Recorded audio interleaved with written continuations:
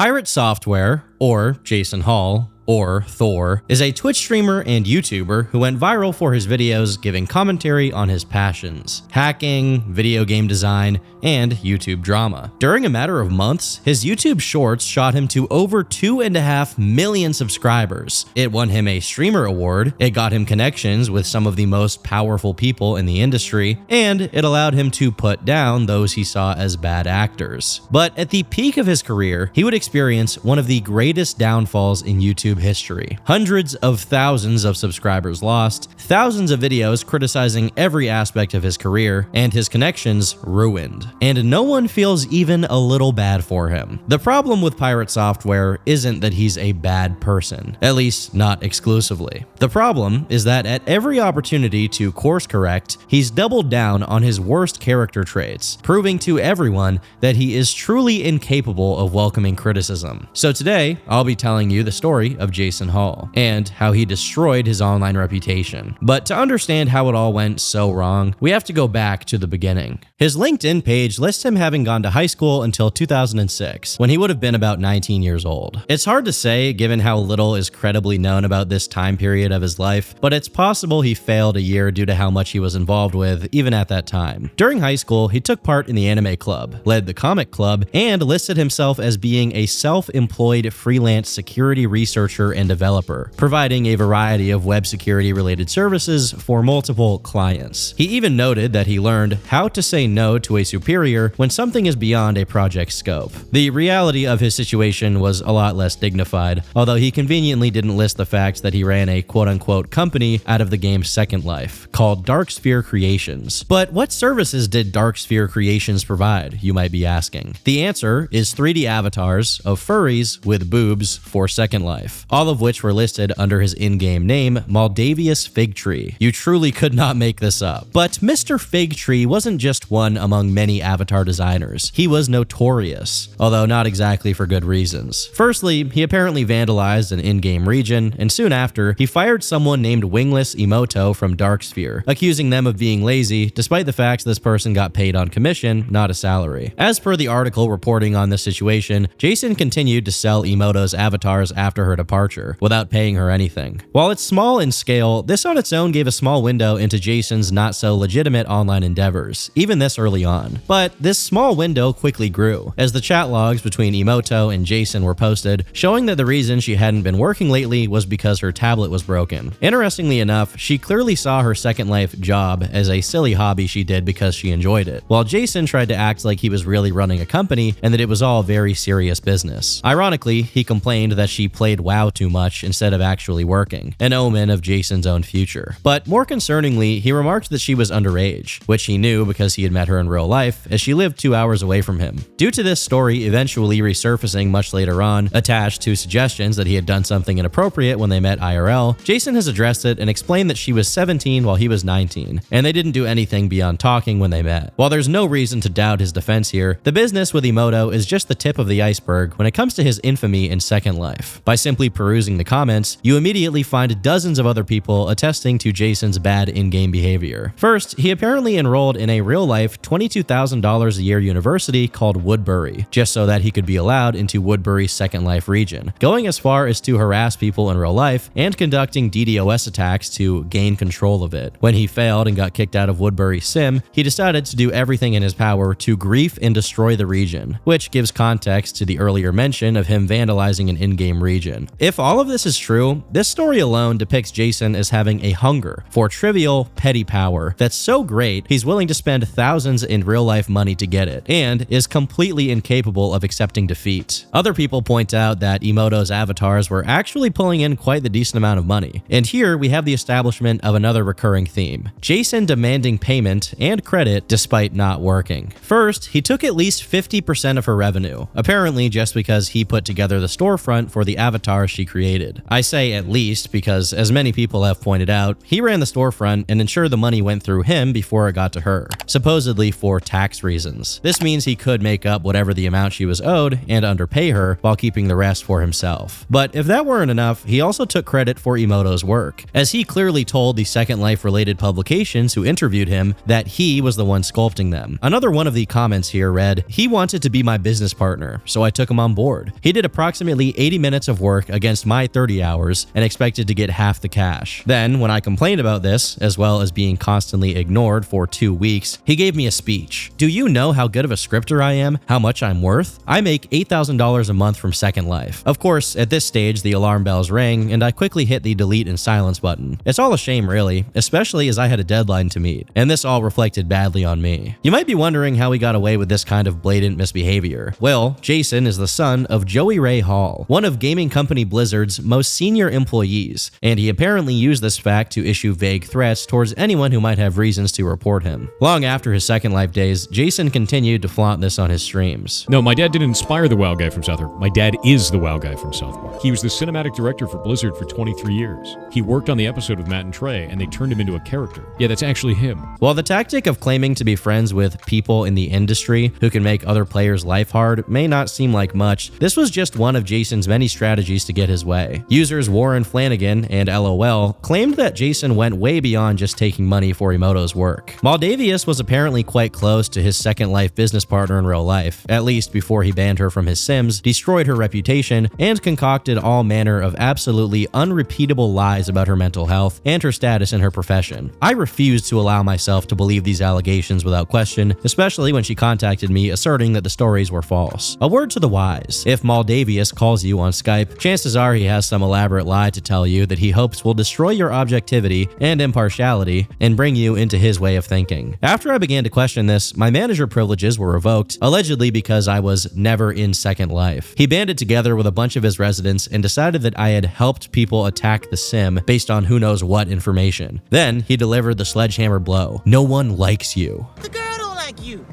Nobody likes you. I had seen this before. Maldavius used the same sort of groupthink tactics to sway the weak minds of his furry friends. For some reason, his words carry an air of authority, and people tend to believe him. In this same section, other alarming patterns begin to appear, with Jason being described as a vengeful furry who always paints himself as a victim, and a script kiddie who likes to think he's God and has stated it multiple times, due to coming up with a couple of low-level in-game scams. But most scathing of all of this is that many of his in-game scandals, which unfortunately we have almost no info on, happen to revolve around him doing not safe for work things. As it turns out, Maldi, short for Maldavius, was into being the receiving end of some yiffing and enjoyed knots. You like kissing boys, don't you? The world is a mess. While there are a good few posts mocking this on its own, only one poster went into detail about how this related to Jason's online infamy. On Maldavius himself and his contributions to the company, he doesn't do much. I'll admit he's an accomplished scripter,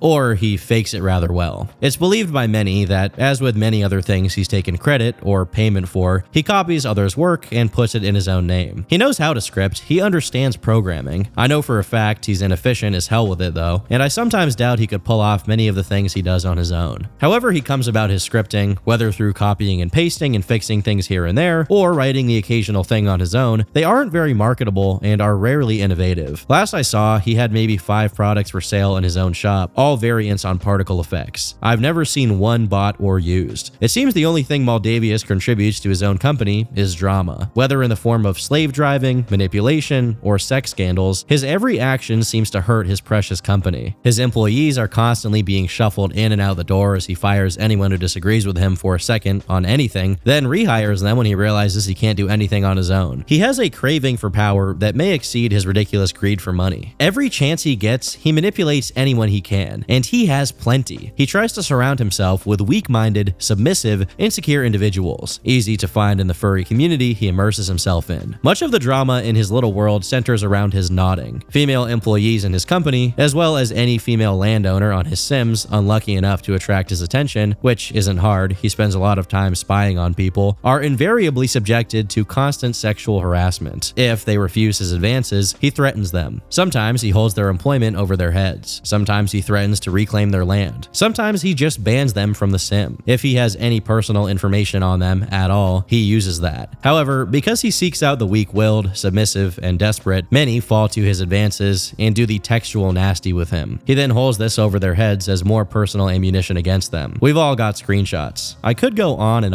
but I'll just throw in one more thing. He has a fetish for creamsicle-colored huskies. He loves that curly tail.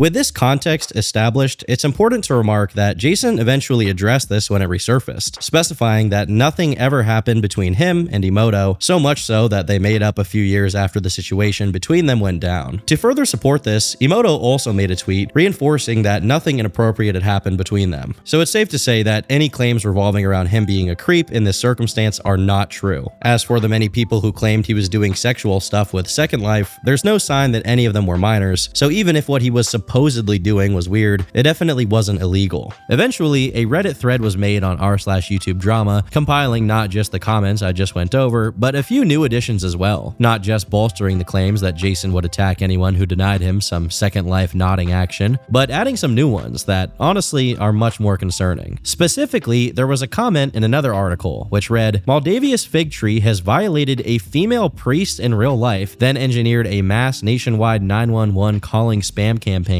to try to get her committed to an insane asylum so this woman wouldn't tell his real-life girlfriend about their affair, whose recording of Jason cranking his hog is now available on the intertubes." This claim was echoed by user Velasca Reddit M, who said, "The nun thing. This is something he spoke to me in huge great detail over a few times. The story would change a bit each time he'd tell it, but basically he was so good, so manly, so amazing, and rocked a nun's world so hard that it broke her brain, and she would denounce her faith." Excuse me.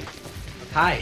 You're a friend of Anthony's. I was just about to visit him. How's he doing? He's in a lot better shape than those nuns you got up there. That was the main story. Sometimes there would be alterations of her stalking him, her breaking the law for him, her becoming a goth coven nun. I'm gonna come. Remember, he was early on in his career being a habitual liar and isn't particularly intelligent or gifted at it, so there were constant holes. While the suggestion that he violated someone is completely baseless, what could be the case here is that during his Second Life days, Jason told people a tall tale about banging a nun. But even then, this claim is pretty isolated, and only a couple of people even mentioned it, unlike the dozens of testimonies of Jason getting freaky on Second Life. Whatever the case, it appears that at some point, Jason began trying to leave behind his furry past. For example, his wiki fur and his fur affinity, which were originally decked out in furry art and epic tea sippage. "Top of the morning to you laddies, I'm a furry, but I drink tea."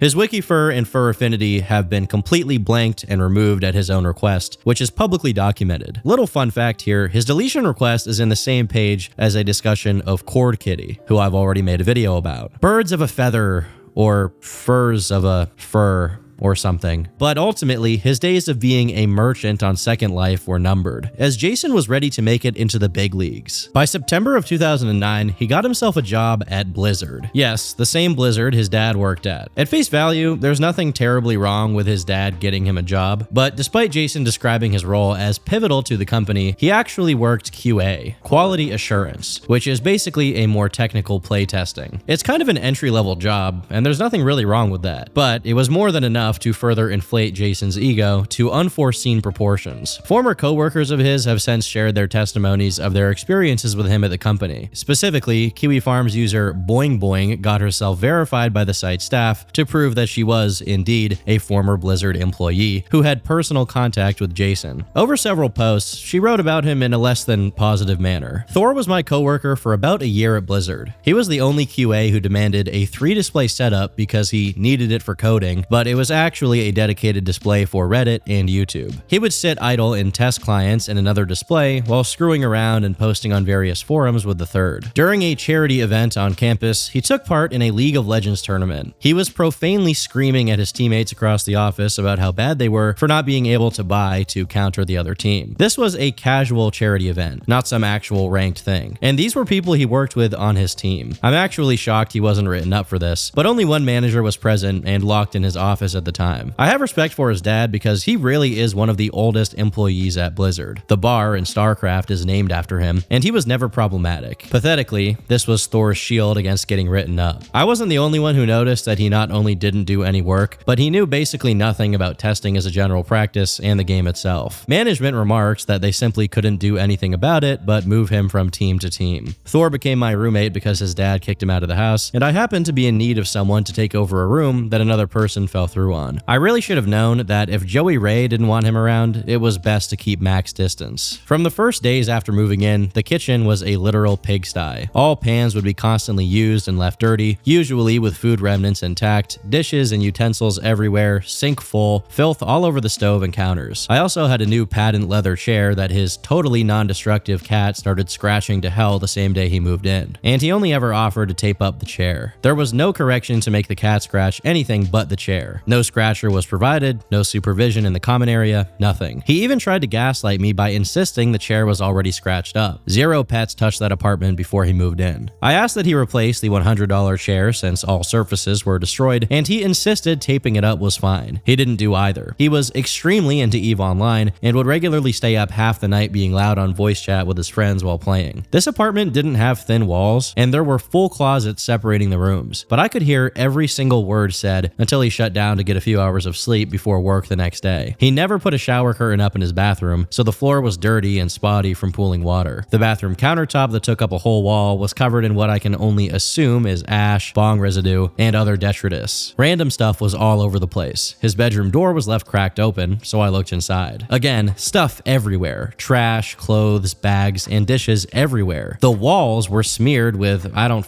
know, coom or snot or both. If this was only about a month of damage, I couldn't afford to keep this guy around. I used the cat situation as a gentle way to ask him to remove himself as soon as possible, since we were still working together, claiming that he wasn't honest about the damage his cat would do, and that clearly pissed him off. Other random things I haven't seen mentioned is that his bad food habits and lack of cleanliness led to some sort of bowel disorder, which he was claiming to be possible cancer. To my knowledge, it was never actually cancer, and he used it as a shocking event for sympathy to warn others about how their habits can catch up to them, all for pats on Facebook during his health journey. To further bolster her claims, she eventually showed pictures of the damage and filth left in her apartment by Jason, and shared screenshots of her Facebook chat with him, which he initiated by hitting her up with reaction images in possibly the most autistic way possible. So when I first met you, I was all linked to myfacewhen.com/7. Here comes that bullshit, what up? And now getting to know you better, I'm all linked to myfacewhen/115. Other screenshots also have Jason himself attesting to his constant playing of World of Warcraft and League of Legends, but outside of their time sharing a living space, Boing also gives some information on Jason's claims about his work. On his LinkedIn, he describes being quickly promoted to an assistant lead and engineer relating to QA hacks, where he performed forensic analysis and led a team of security professionals to victory.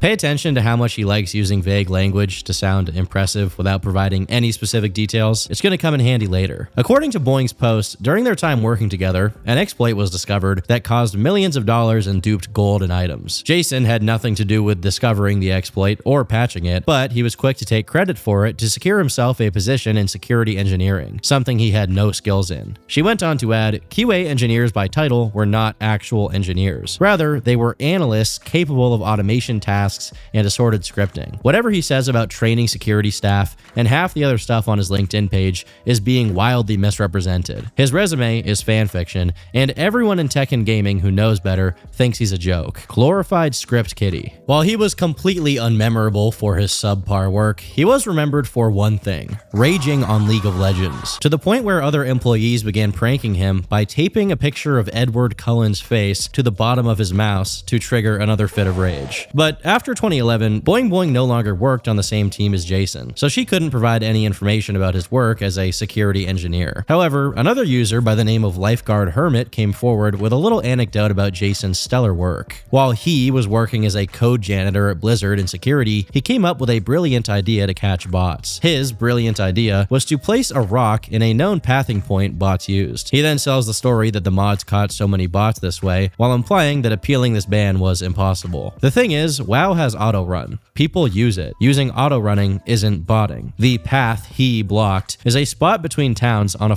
road literally anyone would normally hit auto-run on and then run in real life to take a piss. If a mod saw you stuck on the rock, permaban for botting. It was a resounding success, except it wasn't. It got a lot of noobs and whatnot banned for using the auto run when a bored mod happened to be idling near said rock or path. Going further up his listed experiences with Blizzard, you end up seeing a lot of leadership positions, which is to say he was being rewarded for taking credit for other people's work. His last position in the company was Senior Red Team Specialist. But we're the Red Team! Again, suggesting he was doing some advanced security work, but if you look underneath it, you can see that he was doing social engineering. Keep this in mind, it'll become relevant very soon. While I'm presenting you all of this information in chronological order and with context, it's important to say that up until last year, everyone only ever heard Jason's side of the story when it came to his work for Blizzard, and it was a very different one than we got from his former coworkers. So I worked at Blizzard for 7 years. I worked on everything from World of Warcraft Vanilla all the way to Overwatch. I didn't work on Burning Crusade. That was the only thing I didn't work on. I quit Blizzard because it sucked, dude. I quit Blizzard because it sucked. They paid me 36% of industry standard for my job. The working conditions were terrible. Working hours were terrible. It's a legendary company because people put legendary amounts of effort into it,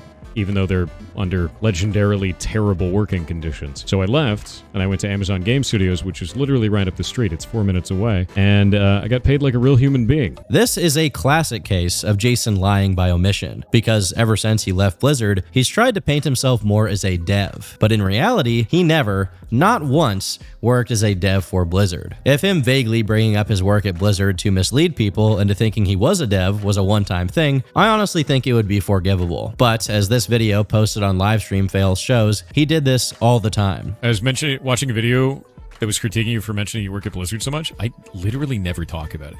When I worked at Blizzard, I did that for Blizzard. Blizzard, 7 years, yeah. Blizzard. I used to work at Blizzard Entertainment. Used to work at Blizzard Entertainment. You're Red Team Specialist for Blizzard Entertainment. And Blizzard. Because having worked at Blizzard, I grew up at Blizzard. Not only was he not a dev, but his failure at being a QA engineer is attested to by the fact that he held that position during the release of Blizzard's Diablo 3, which was so infamous for being full of bugs that it led to one of Boogie298's biggest videos where he complained about it as his Francis character. I spent all night trying to get this goddamn collector's edition. I stood in line at Walmart. I can barely stand up. I stood in line.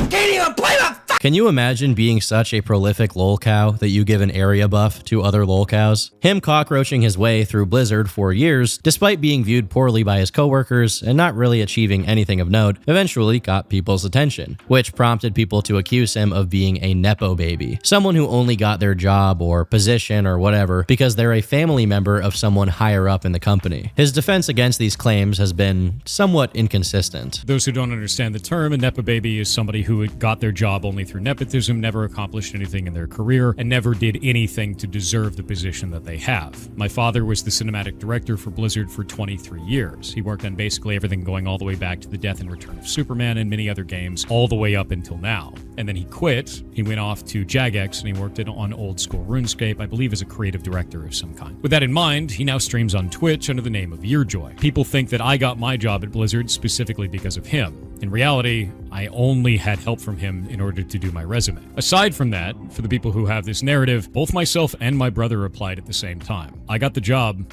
and my brother didn't. I went to Blizzard in 2004, and this is kind of my whole career, right? My first job I got through nepotism, 100%. My dad worked at Blizzard for 23 years. He worked at Blizzard for 23 years, so I got a job there in 2004. While it's true he immediately got a job working for Amazon Games once he left Blizzard, he was still not a dev, but instead an automation engineer. And even this only lasted for a few months. Shortly after, he got a job as a full-on cybersecurity specialist at Eagle Research Group. This job in particular has become a cornerstone for his claims that he's a bona fide hacker with mad skills. But is he really? Well, he was eventually so confident about his work there that he gave an interview about it, where he was asked what he actually did. You're a hacker.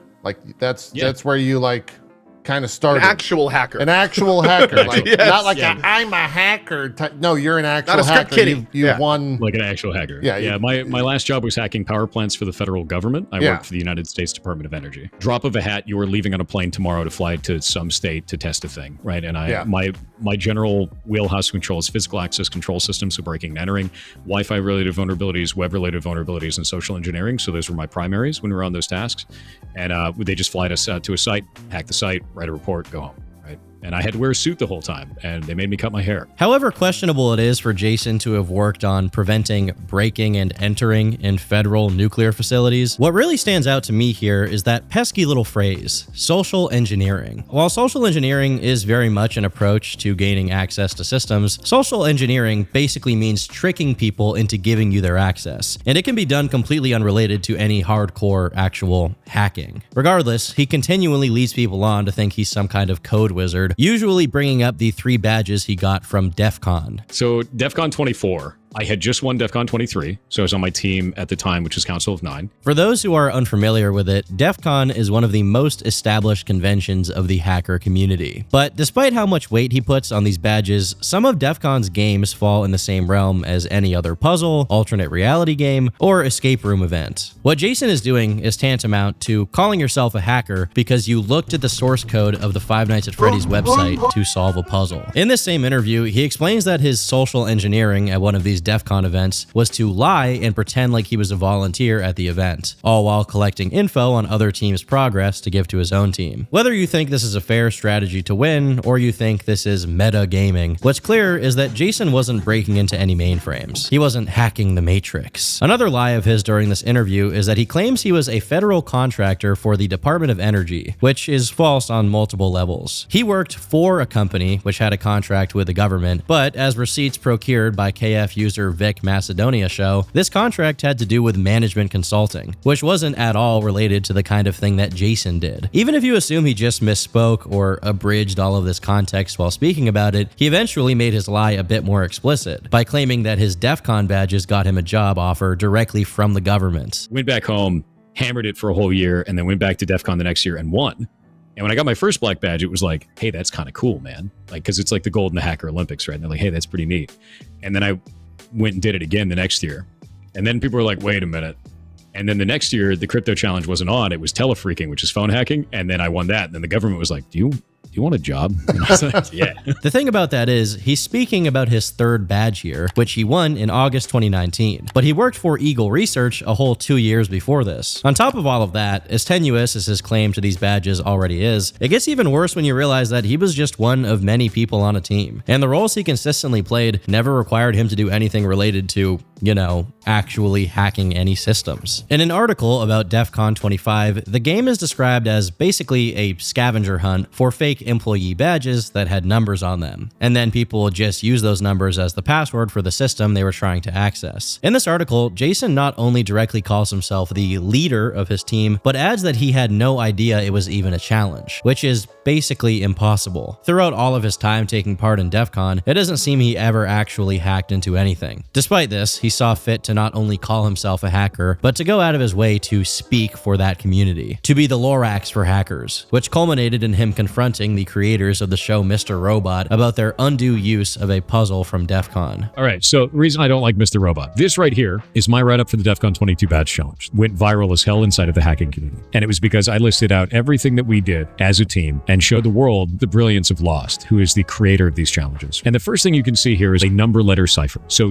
1 would be A, 2 would be B, so on and so forth. And you can see at the end of this, these last pieces of 1057, 1057, Lost's name is 1057. He goes by Lost, and 1057 is his handle. That is his signature at the end of this. And now let's go to Mr. Robot's Twitter. Understand that this was the only place in the world that this was listed. Mr. Robot reposted this right here. That's that same string, but what did they leave off the end? His signature. This is the same as taking an artist and removing their signature from their piece of art. They made it public to millions of Mr. Robot fans. And those people went and found all of the breadcrumbs that led after this, which led to Lost's personal phone number. He got tens of thousands of calls from fans of Mr. Robot thinking Mr. Robot was running running an ARG, and I stopped watching the show as a result. And they never took it down. This would be bad if it were true. Once again, this is a case of Jason taking liberties with his storytelling. As it turns out, this lost person he's trying to white knight for here actually worked with the show as a consultant, a fact which was documented by DEF CON itself, and it wasn't even a secret. Additionally, the tweet from the Mr. Robot page is just a Caesar cipher, which is about as simple as you can possibly get with ciphers. And the subsequent ARG it leads to does not contain lost number like he falsely claimed. You know what does lead to lost supposed number though? Jason's Tumblr post, in which he publicly documented and shared the puzzle which contained lost number. Then, after sharing it on Tumblr, Jason went ahead and linked that post in his tweet and then made a video about it, further signal boosting the Tumblr post which contains the uncensored phone number. And he did all of this for no other reason than his own need to attach himself and his name to anything that may attract attention. He even used the walkthrough of Lost's puzzle as an opportunity to make a puzzle of his own to tack on at the end. Also, in this clip, he says this post went massively viral when this thing has just a little over 200 notes on Tumblr. Went viral as hell. I don't even know why he would lie like that about something that's publicly verifiable. This would be among the hundreds of little random lies he's told over the years, were it not for a couple of KF sleuths moved purely by their hatred of this man. To summarize all of his hacker background, pretty much everything he speaks about when he talks about his experience is a Frankenstein monster of other people's stories, whether it be the aforementioned Lost or random coworkers of Jason's whose positions were more interesting than his. But besides his odd jobs at Amazon and Eagle Research, once his Nepo baby plot armor wore off, Jason decided it was time to double down on LARPing as a game developer. So he started the company, and I use that word loosely, known as Pirate Software, which was supposed to produce games. He had a hard time keeping up the LARP when he gave interviews, as he had to admit that he had to learn how to use even the most basic softwares like GameMaker from scratch. Because, of course, despite his work at Blizzard, he never developed anything, nor did he know how to program to any significant extent. Funnily enough, in this same interview, he comments on how other indie devs fail due to getting straight into making their dream game and then taking forever to finish it, only for it to flop, when they could make a smaller game first to get the hang of it. In keeping with this theme, he made a game called Champions of Breakfast, supposedly in less than a month, a process he began with a Discord server. Apparently, the reason he did this was in order to build a community so that he could engage with and solve criticisms of the game. Because, as he puts it, every single person you take the time to work with counts, because that person is going to exponentially increase the size of your community over time. If only he had actually applied this mindset at any point during his life and concerned himself a little bit with how he was perceived by others. Although Champions of Breakfast went out without a hitch to mostly positive reviews, even it is tainted with Jason's narcissistic delusions about his tech savviness. In this video, he actually thinks that he's solved all of piracy. And if you look at this, we have 160 achievements for it, and all of them are very simple. The way that I did this is quite funny. I tried to find a way so that our game wouldn't get pirated, because it'd be easy to pirate it. We knew that you could break Steam DRM very quickly. This is your save file.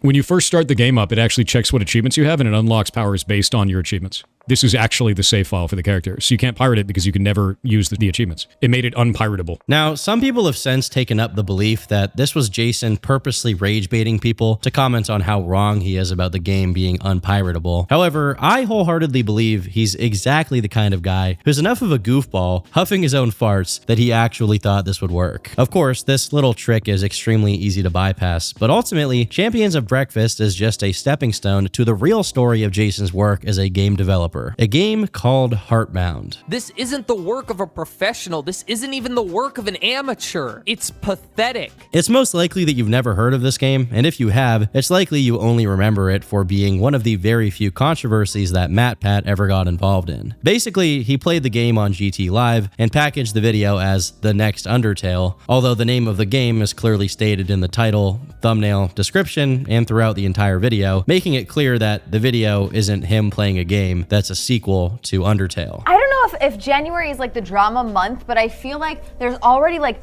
drama and stuff that's already like coming out on YouTube and Twitter today. None of it revolves around us or has anything to do with us. But I'm like, man, 2019, you started. Jason took to Twitter to voice his displeasure with MatPat's treatment of the game, specifically complaining that MatPat didn't link the game in the description, used Undertale in the tags, and got the studio's name wrong. As this was going down, fellow YouTuber Gamer from Mars made pretty much the definitive video on the controversy, which ballooned to nearly 2 million views. In it, he points out that including the link of a game in the description is not at all standard practice, nor should anyone be expected to do it even for an indie game. And additionally, no one actually sees the tags on a YouTube video. For those of you who don't know what a tag on a YouTube video is, it's basically just a thing that YouTubers do on the back end to try and get their video seen in search results. All that MatPat did was add Undertale as a tag on the video because people who look up Undertale might have wanted to see MatPat play that game. Top of the morning, ladies. My name is Jacksepticeye, and welcome to Undertale. But hey, that's just a theory. A game theory.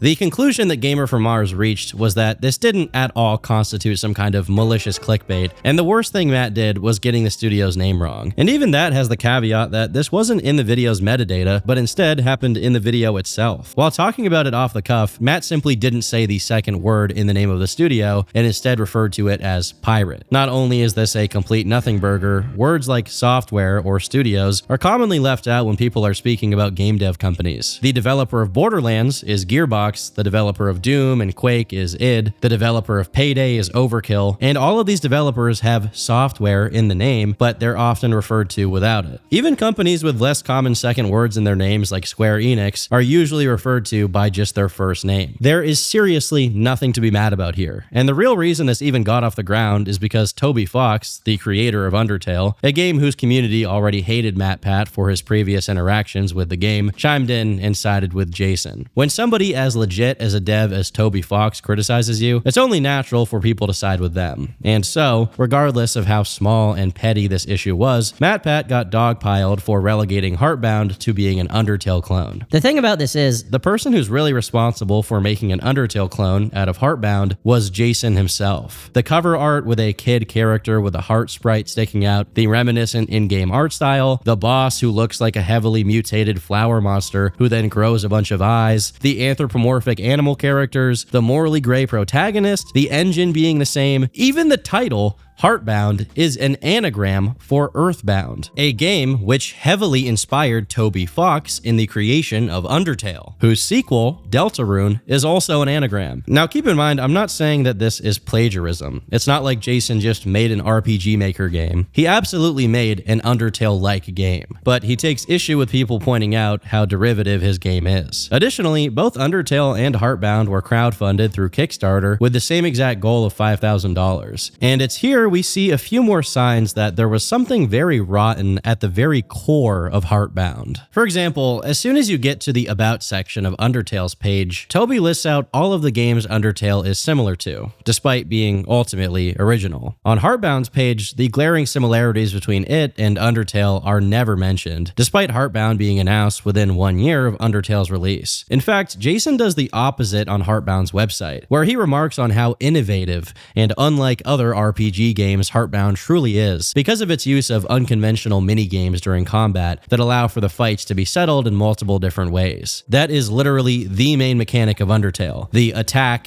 act, and mercy systems, which work off of the bullet hell mini-games that are unique for each opponent you're facing. Another interesting element of Jason's Kickstarter page is he explained how he purposely set the asking price of the Kickstarter to an amount that he thought would trick game journalists to report on it as if it were a rising star phenomenon. This raises a few questions as to how organic this project was, but nevertheless, this is what he had to say once the goal was met. The next step was proving to everyone who invested in our game that we're not going to run away with their money, because that's a big problem for Kickstarter games. People go and throw their money at a Kickstarter, then the devs will disappear for 2 years, then come back and make something that wasn't up to par compared to what they promised on the Kickstarter. So we thought, what if we streamed it all? Everyone could watch us build our entire video game. Full open development. They could see every single thing that we ever do, and no one ever can say the devs ran away with the money. At the same time, the stream helps fund additional development on the game, so even though we put the Kickstarter to such a low amount, we're still getting funding to continue the process of building Heartbound. It also gives an extra added effect to where, if in the future anyone tries to come around and say we stole their idea, we have 300 episodes of video evidence showing how we made the game ourselves that no one can contest. Usually on the stream, a lot of the questions we get are usually the same. When is the game coming out? How much is it going to cost? what is the game about? I have commands I can use on stream that let everyone know the release date and all the information they need. I can drop !demo in chat and it shows them. It mitigates a ton of my time every day because we stream 10 hours a day, and during that 10-hour period, it's literally just question and answer while everything else is going on.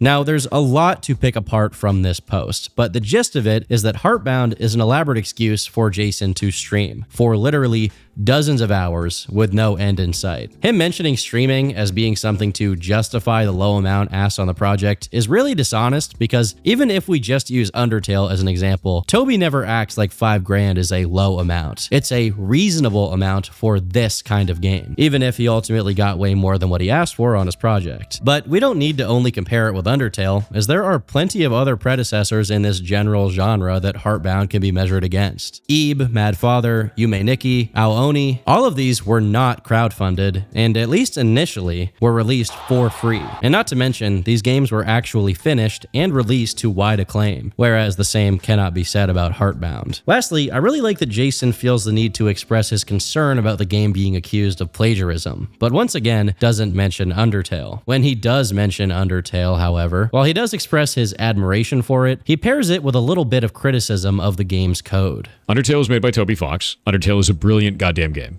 It's very good. It's also coded like shit, and that's fine. If you look at the decompiles that people have done of Undertale, you'll find that there are rooms that have hundreds of if statements checking the same value, then it sets it to 0, then it checks it again before doing anything. Meaning all of those if statements did nothing except for take processing power. There are sections of the game that show, like, oh, here's an example. All the dialogue in all of Undertale is in a single switch case statement in one object.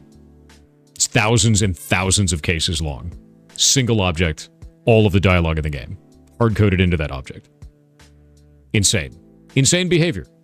But it doesn't matter. He says in this clip that it doesn't matter, that the game is coded this way because it's good anyway, but what he doesn't mention is that the real reason it doesn't matter is because Undertale is a teeny tiny 2D pixel art game. Optimization is for the birds at that point, since unless you're trying to run the game on a calculator, it's not going to be lagging and frame dropping. But honestly, I don't even think he's actually trying to critique the game's code here, as much as he's trying to use this little factoid in order to present himself as someone who's really code savvy. I'm Sean Parker.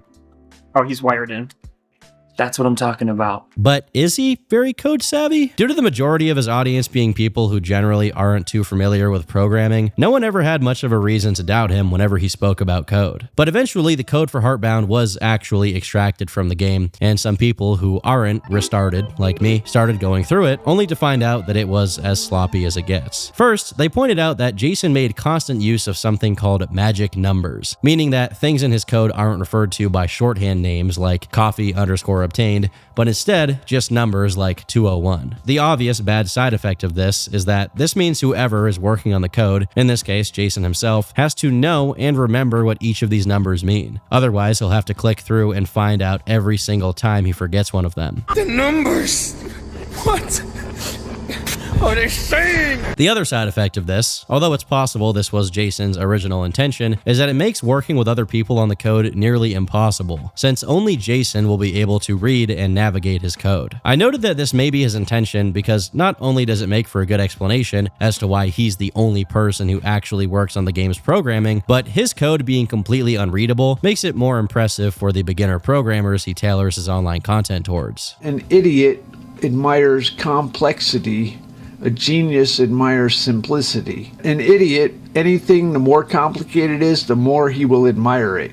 If you make something so cluster he can't understand it, he's gonna think you're a god because you made it so complicated nobody can understand it. There are other bizarre code lies, like Heartbound being supposedly ray traced in a highly efficient manner, but once again, more code savvy people took notice that in some of the game's updates, Jason makes notes for having to manually fix in-game characters still casting shadows when a light source has been shut off, which in the case of an actually ray traced game would be impossible to happen even as a bug. An example of a 2D game that actually has advanced advanced lighting mechanics is intravenous, and it should be immediately obvious by just looking at his gameplay and then looking at Heartbound gameplay that they are definitely not the same. Captain Garbage, the same KF user who questioned the ray tracing claims, went through more of Jason's code only to find that the entire game relied on extremely long arrays and switch cases, which was actually quite similar to the code of Undertale, which Jason criticized. I'll probably butcher this explanation, but this basically means that Heartbound, a game heavy on branching dialogue and minor decisions altering the course of the story, has each in-game event tied to an unbelievably long string of every in-game event that leads up to it and comes as a consequence of it. In turn, the longer the game goes on, every time your past decisions will affect what'll happen next, all of those cases have to be checked, as they haven't been collapsed into something easily readable. Worse yet is that were Jason to ever go back and alter something he's written, he'd then have to go look for each instance where his code is duplicated, which may be happening dozens of times throughout the entire game. Now, the alternative presented by Captain Garbage is ironically called JSON, or JSON, which is exactly fitting for the kind of game Jason is making and would allow for other programmers to have an easy time working on Heartbound, if that was ever his intention. Now again, I'm making my way through this explanation by the skin of my nuts here, and if you want better breakdowns of how bad his code is, other much more skilled people have already gone over that. But the key takeaways here are, firstly, it looks like Jason tried to make his code inefficiency similar to Undertale's, although he manages to outdo it. And secondly, this degree of amateur work is a sledgehammer to the reputation he built as some kind of programmer savant who hacked nuclear facilities or whatever. This isn't just inefficiency. This is slop of such nightmarish proportions that multiple people have pitched in to point out just how bad it is. Dude, I really hope that Pirate Software code stream screenshots are like just very early rough drafts of what he's trying to do. I usually do something like that to get the idea out and then I refine it, so I hope that's what I'm seeing, otherwise I'm better than him. Literally anything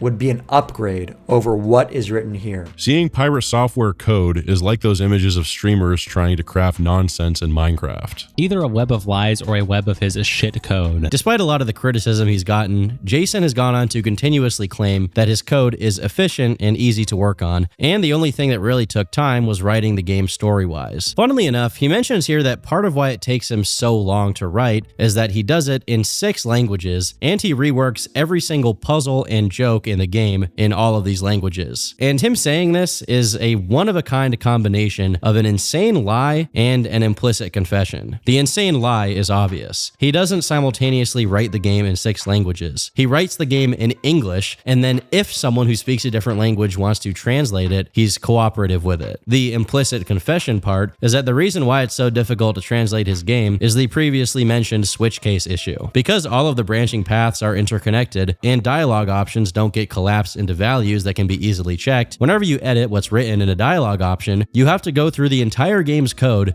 to alter every other instance affected by that dialogue option, otherwise the game completely breaks. I know I've spoiled it a bit, but it shouldn't be surprising for you to find out that the game has remained an unfinished mess to this day. The original estimated delivery of the finished product on the Kickstarter was November 2017, but as that deadline approached, the game's website updated to state that the new date was in early to mid 2018. Then it was just 2018, no early to mid.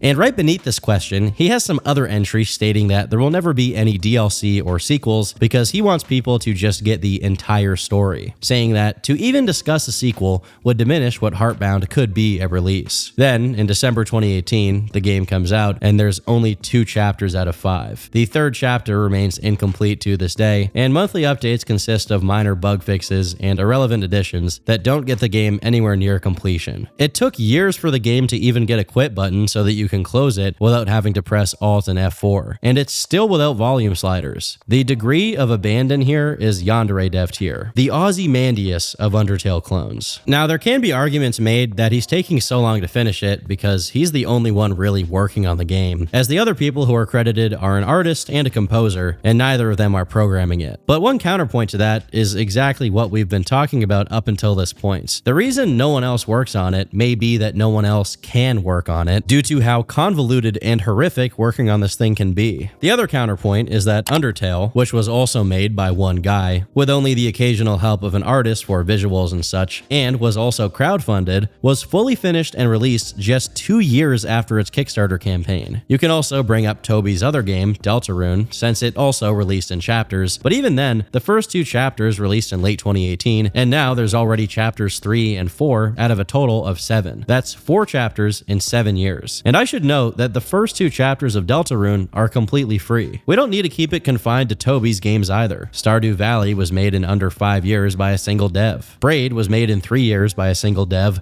with only the help of a paid freelance artist. The first 7 Five Nights at Freddy's games, or 8 if you count FNAF World, were all made by a single guy. The answer as to why Jason's game is going on 10 years strong as an unfinished mess is simple. He's streaming instead of working on the game. Now, Jason really had no excuse for his lack of work on the game in 2019. However, ever since 2021, he started repeating a mantra that he had lost a whopping 9 months of development during the year of 2020 due to coming down with the big virus. Apparently, his illness was so awful that he suffered permanent lung damage and has to use an inhaler for the rest of his life. But once again, we come to the same question. Is this really true? Although Jason maintains this reasoning to this day, one user, named Musashi's son, begged to differ. By diligently going through his entire tweet history from 2020, we can see that in early 2020, Jason got sick twice, once in January and once in March, and both times he saw an immediate improvement within a few days. In the March case, he went to the hospital and got diagnosed with pneumonia, which was later confirmed to actually be bronchitis. But regardless, he made it clear on Twitter that he was tested for COVID and that it came back negative. He does indeed mention that he'd been using an inhaler for his bronchitis, and although beating it was tough, he was back to his normal self and streaming by mid-April, releasing another minor update to Heartbound in May. In both instances of Jason being sick during the year of 2020, it actually affected his ability to stream, which makes sense. What doesn't make sense is that although he beat his bronchitis in early April and made an update to the game in May, explaining that he lost about 2.5 months of work up until that point, there's no update for June, despite him streaming 13 days in June of 2020. If anything, while you recover from a respiratory issue, it should be easier to program than to stream. Yet he seems to only be capable of the latter. Then, all of a sudden, in July, he changes his story and claims it was COVID all along, with no mention of a new diagnosis or having gotten sick again, so it's clear he's talking about the illness he suffered from March to April that year. Fast forward to November 2020, and he completely retcons his original story, bringing us to a new timeline. He has been recovering for 8 months. Fast forward to 2021, and we get to the previously mentioned claims of having lost not 8, but 9 months of production to COVID. Keep in mind, he was streaming for 10 hours a day through the crushing majority of 2020, with no problem. Yet he couldn't work on the game? In a clever little boundary push, 9 months eventually turn into nearly a year. But after this latest development, Jason backs away from the COVID claims for the majority of 2022. Then, in June 2023, he goes on Twitter to announce that he has COVID, but this time, it only takes him 20 days to recover from it fully. That was a hell of a thing. That's the second time I've gotten COVID. The first time took 9 months to recover. This one took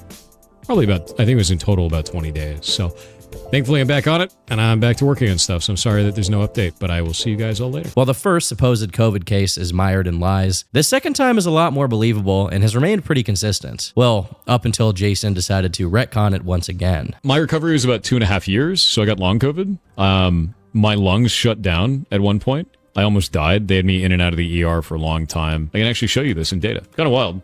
We'll go to streams. I used to stream 7 days a week back in the day. And right here is where I went to DreamHack in January 2020. And I got COVID. And you can see what happened to my stream schedule. There were like months where I just streamed like 3 days. This is from 2024, so over the course of 4 years, a bad case of bronchitis in March 2020, which took about 2 months to recover from, and a not so bad case of COVID in June 2023 that took 20 days to recover from, became one huge case of long COVID that started in January 2020. Here is the proof that Jason offers for this. He shows that his streaming schedule was pretty spotty during 2020, which could also be explained by him being lazy. But besides Musashi's in-depth analysis of Jason's history of lies, another sleuth took the time to go over literally dozens upon dozens of hours of Jason's streaming during 2024 to see how much he actually works on Heartbound. I mean, he calls them dev streams, so he must get a lot done, right? Well, over 164 hours of streaming, he attempted to work on Heartbound for 15 minutes. minutes. 15. And I say attempted because all of those 15 minutes consist of him trying to open Game Maker and then something going wrong until he gives up and goes to do something else. Instead, he works on other random passion projects that he will never finish, or he plays Path of Exile, or he plays World of Warcraft for literally dozens of hours. At one point, he streams WoW for 24 hours straight. When people who are familiar with him and his streams point out how little he works on his game, he always responds listing all of the things he's extremely busy with, adding that he works on Heartbound every day, when this is probably not true. But despite their similarities, Jason is no yandere dev, and the reason I say that is because he is much worse. Not finishing his game is actually one of his lesser offenses. After years of toiling away at his streams, in 2023 he began going viral on YouTube as clips of him started being uploaded. This is how the majority of people came to know him, and during this time, the consensus opinion on him was that he was a pretty good guy. People had no reason to doubt his credentials as a game dev and a savvy hacker, at least they didn't have a reason yet. By March of 2024, an interesting community decided to take notice of Jason. They were users of a subreddit that was focused on the MMORPG EVE Online, and they were accusing him of being an arrogant, pathological liar due to their experiences with him in-game. However, due to the fact that these people were concentrated in this specific games community, it failed to get any real traction. What people did start picking up on en masse is his voice, which sounded oddly deep in a very unnatural way. This was his explanation for it.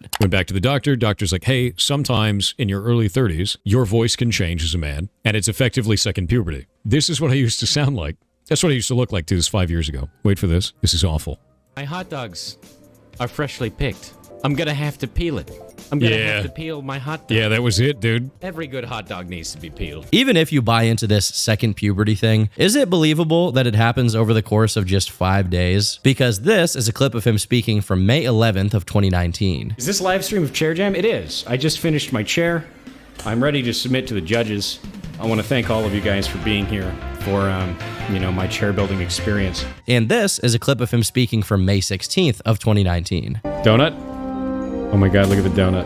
Oh, that is a powerful donut. Look how strong these donuts are. But in fairness, in the first clip, he clearly is in an unconventional streaming setup, so you could excuse it on that basis. The thing is, there are plenty of other clips where he's in his regular streaming setup, and it still sounds noticeably less deep and bassy. The egg exploded. It blew up like a grenade, and the door of the microwave blew open. The door of the microwave blew open from the force of the egg exploding. And the way that it sounds like it's peaking whenever his voice gets particularly bassy suggests that he at least has some kind of EQ that's really boosting the low end of his voice. While this has always been a topic of discussion, not just for Jason's detractors, but also his fans, eventually KF user Yats actually looked at the spectrogram of an interview Jason gave, and he noticed that whenever the audio consists exclusively of Jason talking, there is a very noticeable hole in the mid-range, almost as if he's lowering them out of existence. This can't just be a noise filter, because he still has high end on his voice, so his S's don't sound weird. This absent mid-range is not there whenever anyone else on the panel speaks. Additionally, there's a few clips of him where it sounds like whatever he has on his audio is struggling to function. I don't know what that gives me, though. I don't know what is that supposed to do? How am I gonna put that shit in there? Oh, God. Now keep in mind, his audio going out may just be compression to prevent his audio from being too loud, but the way his voice is crackling sounds a bit like how Formant sounds when you use autotune. Oh, what is that supposed to do?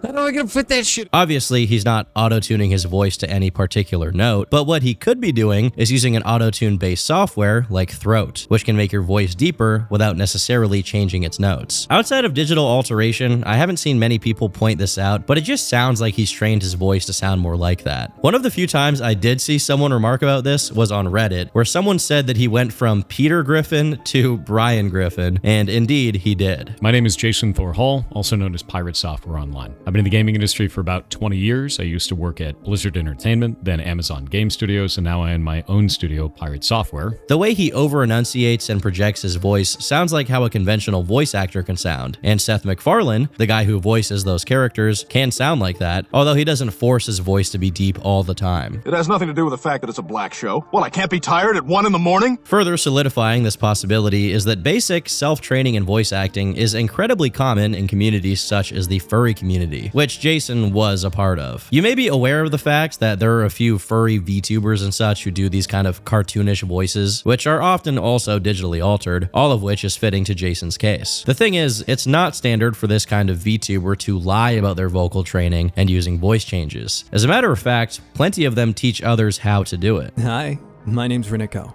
And I may not seem like it, but I'm a professionally trained voice actor who happens to be a VTuber. None of this would even be a problem per se if Jason didn't lie about it. But then again, the crushing majority of Jason's problems wouldn't exist if he didn't lie. So I guess that's really pointless for me to say. Alternatively, there is another explanation, which is that Jason just recently hopped on testosterone and he's going to be yoked out of his mind real soon. Now, even with people being skeptical of his voice, it didn't seem it affected his ability to be popular online. But as time went on, he became increasingly vocal when it came to his opinions on video games. Actually, allow me to correct myself. His expert opinion on video games, because as he repeatedly put it wherever he could, he was an actual expert on everything video game related and everything cybersecurity related. Why? Because he used to work at Blizzard Entertainment. But keep in mind, he never really mentions it. I literally never talk about it. When I worked at Blizzard, I did that for Blizzard. Blizzard, 7 years, yeah. Blizzard. I used to work at Blizzard Entertainment. Used to work at Blizzard Entertainment. You're red team specialist for Blizzard Entertainment. And Blizzard is having worked at Blizzard. I grew up at Blizzard. Blizzard, game industry for Blizzard Entertainment. Blizzard. Yeah, no, I worked at Blizzard. Of course, he neglects to mention that he worked QA and never developed a single game in his life until he left Blizzard, and he even likes to conflate the time he worked at Blizzard with the time he spent working other jobs, resulting in him frequently saying things like, "I've been in the games industry for 20 years. So I've been a hacker for about 20 years. Started in Blizzard as QA, but I was a hacker then. As a programmer, I've been doing this for about 20 years. I've been a hacker for 20 years. You will be found." And that's coming from a hacker of 20 years. 20 years. Don't do that shit. Don't. I've been working in programming now for about 20 years. But yeah, I've been doing this for about 20 years. For those of you who are new, my name is Thor. I've been in the gaming industry for about 20 years. I've been in the gaming industry for 20 years. My name's Thor. How's it going? 20 years. Huh. Kind of reminds me of another guy who did 20 years. Although you'd never hear a peep from him about it either. I did 20 years. Anyway, Jason used his fake reputation as an expert in the games industry to give opinions on matters that he knew nothing about. For example, he weighed in on the Assassin's Creed Shadows controversy. Yeah, honestly, I have no respect for identity politics, trying to cancel a video game or cancel a story. If you want to cancel the story over the color of a character's skin, you have no business being here. Alright, so without getting into too many details about it, the Assassin's Creed Shadows controversy goes far beyond just the protagonist, Yasuke, being black. More so, it has to do with Ubisoft completely misrepresenting the story of the real Yasuke, as well as doing things like having hip-hop music playing whenever he engages in combat, which people reasonably found was kind of an insane decision. I said kill him.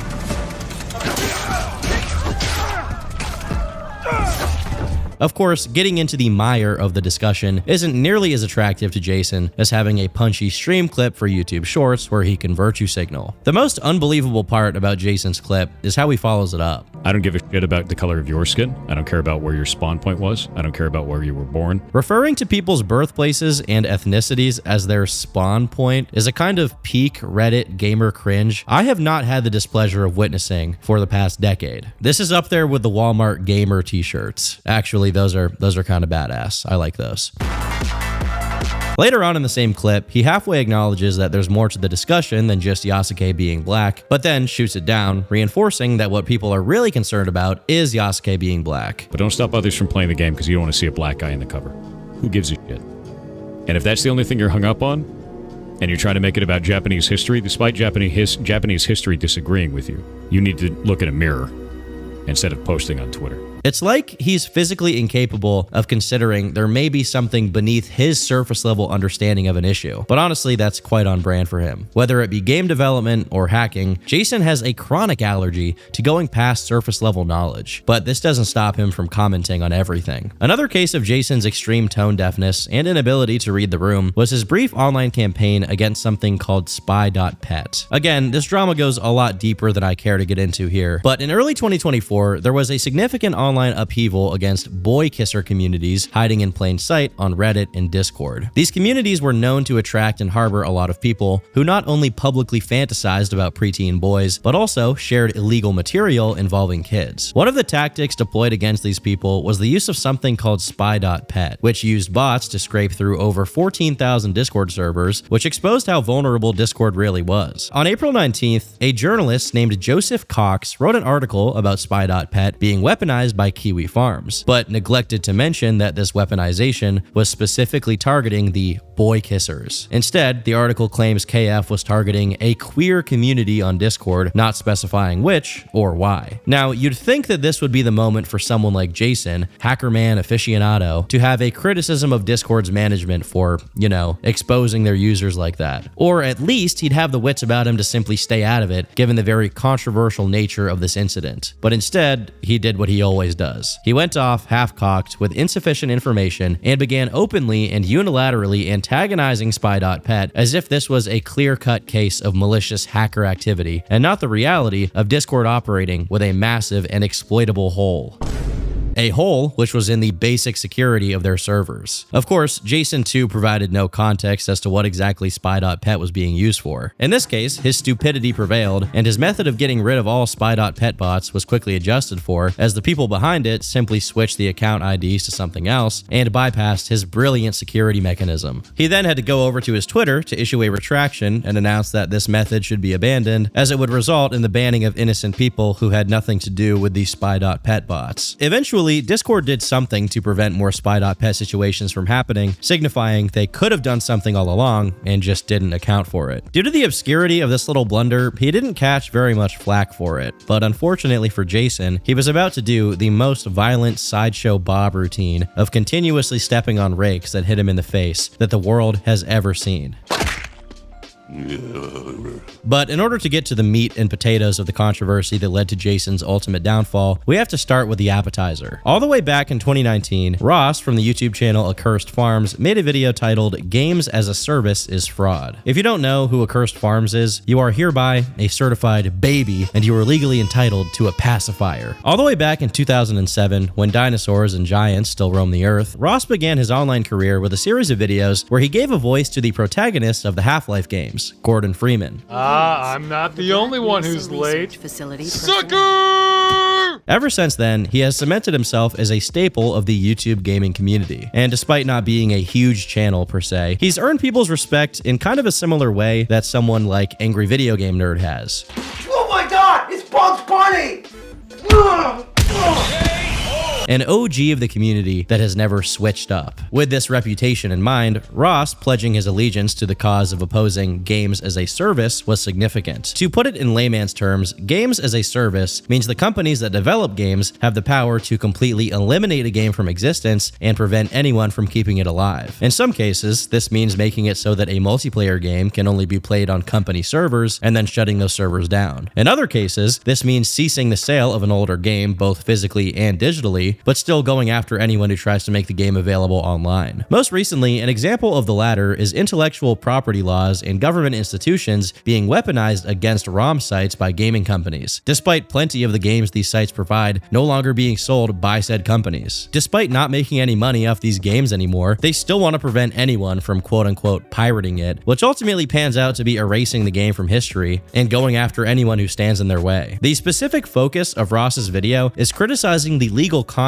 that all purchases of games, digital or physical, constitute the purchase of a license, not of a product. And the company is free to end that license whenever they want to. You can get into the weeds of intellectual property laws while discussing this, which I'm going to avoid doing, but it's hard to not be sympathetic towards these efforts to conserve games, as well as all other digital media, especially if you play games or care about art at all. Now, 5 years after Ross posted this video, he made a new one on the same topic, this time announcing the largest campaign ever to stop publishers from destroying games. This campaign was called Stop Killing Games, and it outlined a few strategies to get the ball rolling legally on the subject of video game preservation and consumer rights. Although there were many different ways to do so, one that is highlighted is the European Citizens Initiative petition, which could get the subject discussed in the European Parliament. In the description of the petition, it states, "The initiative seeks to prevent the remote disabling of video games by the publishers, before providing reasonable means to continue functioning of said video games without the involvement from the side of the publisher. The initiative does not seek to acquire ownership of said video games, associated intellectual rights, or monetization rights. Neither does it expect the publisher to provide resources for the said video game once they discontinue it, while leaving it in a reasonably functional or playable state. Now, while this description doesn't delve into impressive and wordy legalese, the petition really couldn't be clearer on what it aims to accomplish. This was not enough for Jason, who, in early August of 2024, voiced his displeasure with the initiative. First, during one of his 10-hour streams, which got so much backlash that it's since been taken down, and then on Twitter, where he doubled down on it, saying the following: "Stop Killing Games is a vaguely worded attack on live service games as a whole, instead of being a focused assault on taking down the niche practice of single-player games, including always online functionality that can cause the game to be shut down at a later date. If you want my support, then write better legislature." I can't help but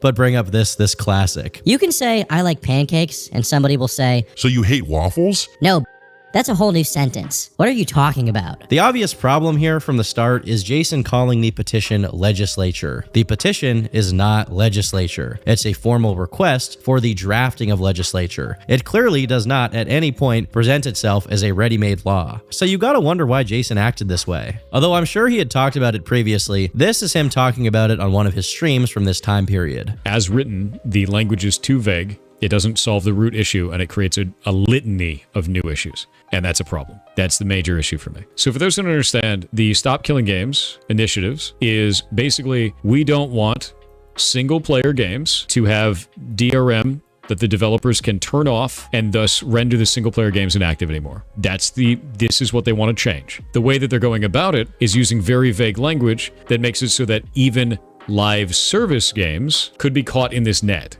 Once again, he is simply presenting his telephone-gamed understanding of the initiative as if it were, in fact, the contents of the initiative. Get used to it. We're going to see a lot of that. Unlike what Jason is saying here, the digital rights management, or DRM, of single-player games doesn't need to be removed or even radically altered. The companies who own the games just need to provide means for the players to keep playing it. In the case of single-player games, it mostly means still having it easily available for purchase in digital form, which requires no extra effort or cost of maintenance for the devs. As a matter of fact, it will continue to make them money as people keep buying the game. This alone would be a major source of relief for game preservation, since this is the brunt of the controversy revolving ROM sites being taken down, as retro games become increasingly hard to officially acquire, whether digitally or physically. But to Jason's point, there is the odd case that cuts closer to DRM, such as the original GTA trilogy, which got replaced by their retarded definitive edition versions that look and play completely different, which many people reacted extremely negatively to, and for good reason. In this case, the delisting of the original games and their subsequent replacement had to do with, for example, licensing issues with the in-game's radio music. But again, Rockstar could have simply continued to remove songs that they'd lost the rights to, as they were already doing before the definitive edition fiasco, and left the rest of the game intact, so even this isn't a particularly good example. We haven't even gotten to Jason's point of contention with the initiative, and he's already misrepresenting it. This is what he actually thinks is wrong with the initiative. The way that they're going about it is using very vague language that makes it so that even live service games could be caught in this net, which means every multiplayer game gets caught in the net. And they have to put in caveats such as allowing people to run private servers and so on and so forth after the game dies in order for them to even make it in the first place. Government-run initiative. I can't back this, dude. I can't. It is too goddamn vague. I really like how he answers his own critique with the private servers thing, but then calls it a caveat, as if it's some kind of far-fetched concept. Allowing users to run private servers has been done since the 90s. It's completely doable for any dev, let alone companies that have the kind of resources to run company-owned servers in the first place. To act as if this is some kind of unbearable logistics overhead, or worse, to suggest that this would cost them anything significant is ridiculous. Also, why does he call it government-run initiative? What is he trying to say? That this initiative is run by the government? I can't think of anything else he could have meant with that, but that is patently insane and coming out of nowhere. The people behind this initiative are publicly audited in the EU's own site. The representative of the initiative is Daniel Ondruska, a European citizen and business consultant who, by the looks of his LinkedIn, has leagues more experience than Nepo Baby Jason could ever try to draw on MS Paint. Immediately after cobbling together this monstrosity of a point, Jason tries to make it it out as if he knows what he's talking about by going to the SKG page and reading off of it, which, by the way, is not the exact same thing as the EU initiative. Even if we act like it is, Jason still manages to put his foot in his mouth by misrepresenting what's written on the SKG site as well. This right here, intentionally rendering commercial video games inoperable when support ends. Of course, we render them inoperable when support ends because we turn the servers off. They need to be specific that they're talking about single-player games that do not need a server to support them, but they're not. It's vague, and because it's vague, as that last poster put so eloquently, it's a nail bomb to take out a wasp nest. Did he forget he just mentioned the possibility of end-user run servers? Or is he keeping up with the act like that's some impossible feat? Even in extreme cases like MMORPG games with leaderboards and in-game market features that are maintained by the company's servers, it would still be better to completely reset all players' progress by having them migrate to a player-run private server than to just shut the game down entirely. Not that that would even be necessary, but even in the worst-case scenario, a private server is better than nothing. It seems that Jason's ability to read exhausts itself after he goes over just 2 lines on the SKG page, and then he starts aimlessly floating through the FAQ section while rambling incoherently. It doesn't make any damn sense. That's the issue. And we see this all throughout their FAQ. We see it all across this. It is inflammatory language across the board that is vague. And it's going to lead to government overreach, because the government doesn't understand how the hell games work. They don't understand how the internet works. They still can't even get a grasp on loot boxes. This is not new. And you're handing them a weapon to start walking through the games industry indiscriminately attacking things when they don't understand it. This is a bad direction. Can they change it? I hope so. But here's the thing. They're proposing this, and I hope it doesn't go through, because what they're doing is too vague and dangerous. Government overreach. Interesting. How about Nintendo abusing DMCA to take down playthroughs of their games that use emulators? Or Nintendo taking down fan games on the basis of IP law? Is that not government overreach, since Nintendo is directly using legal means provided by the government to antagonize gamers? Or is it only government overreach when the consumer complains? Because I don't even see Jason making a both sides are bad fence-sitting kind of point here. He is fully taking the side of protecting DRM and IP law at all costs. And if you even dare to question it, you are the problem. If not for the government enforcing this top-down system, big-time gaming companies would have to radically shift to the way indie game devs operate. Come to think of it, given that indie games have been beating the ass of AAA gaming for the past few years, maybe that wouldn't be so bad. But, of course, considering any of those things would require Jason's logic to be consistent,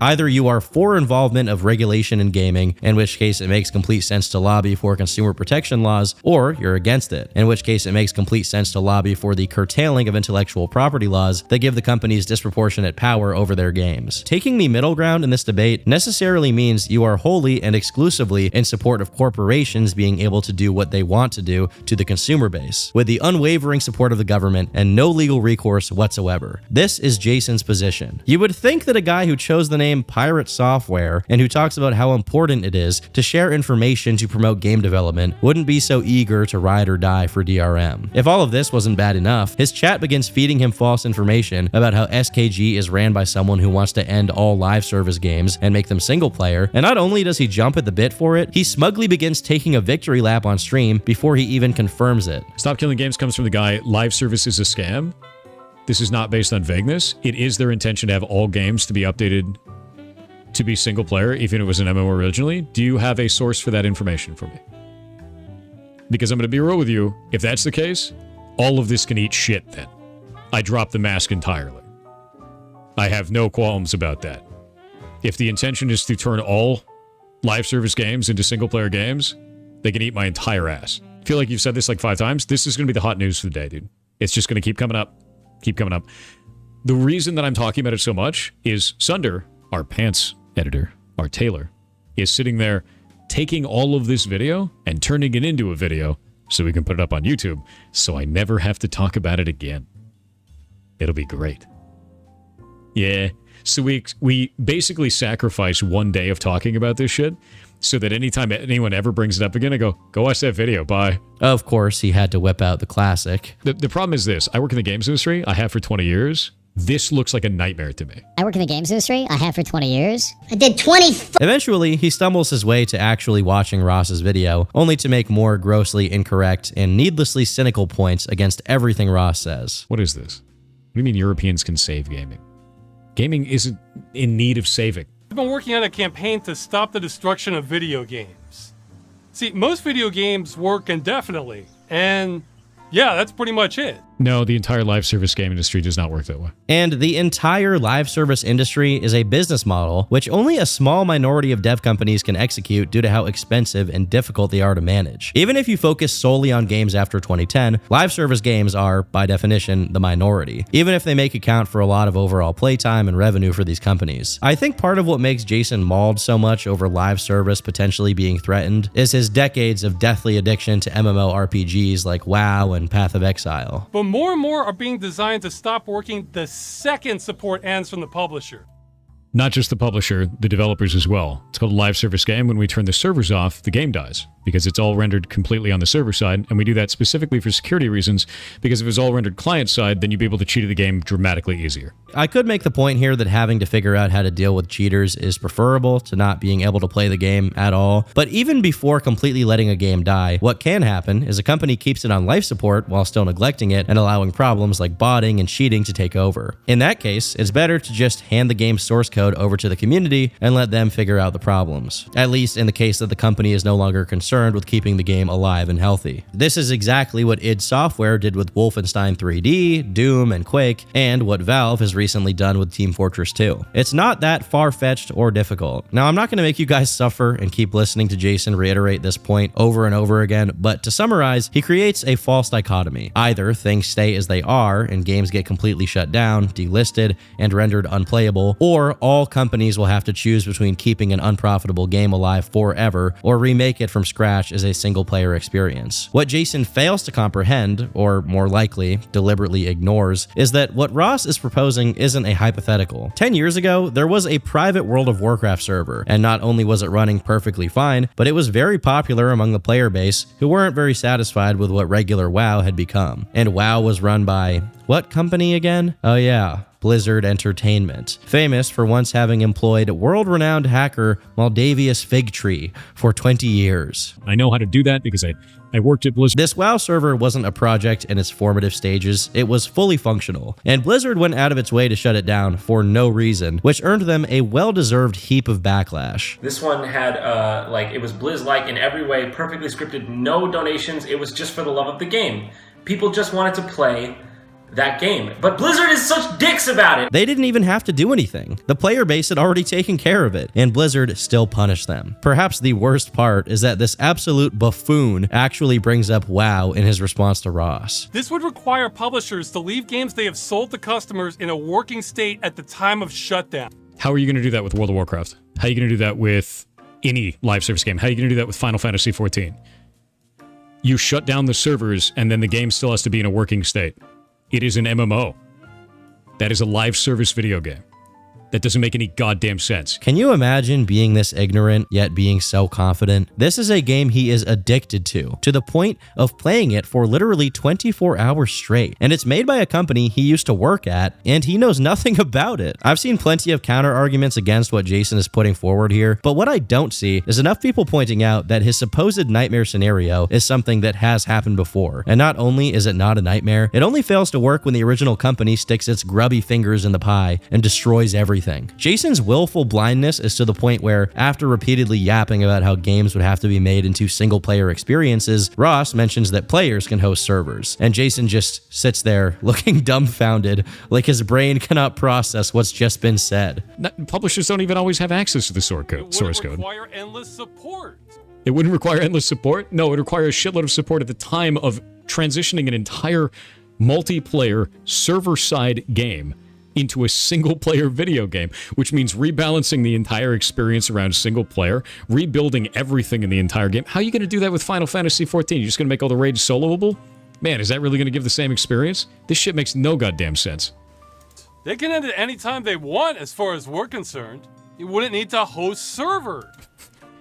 You're posing this as a benefit. It's going to make the game shit.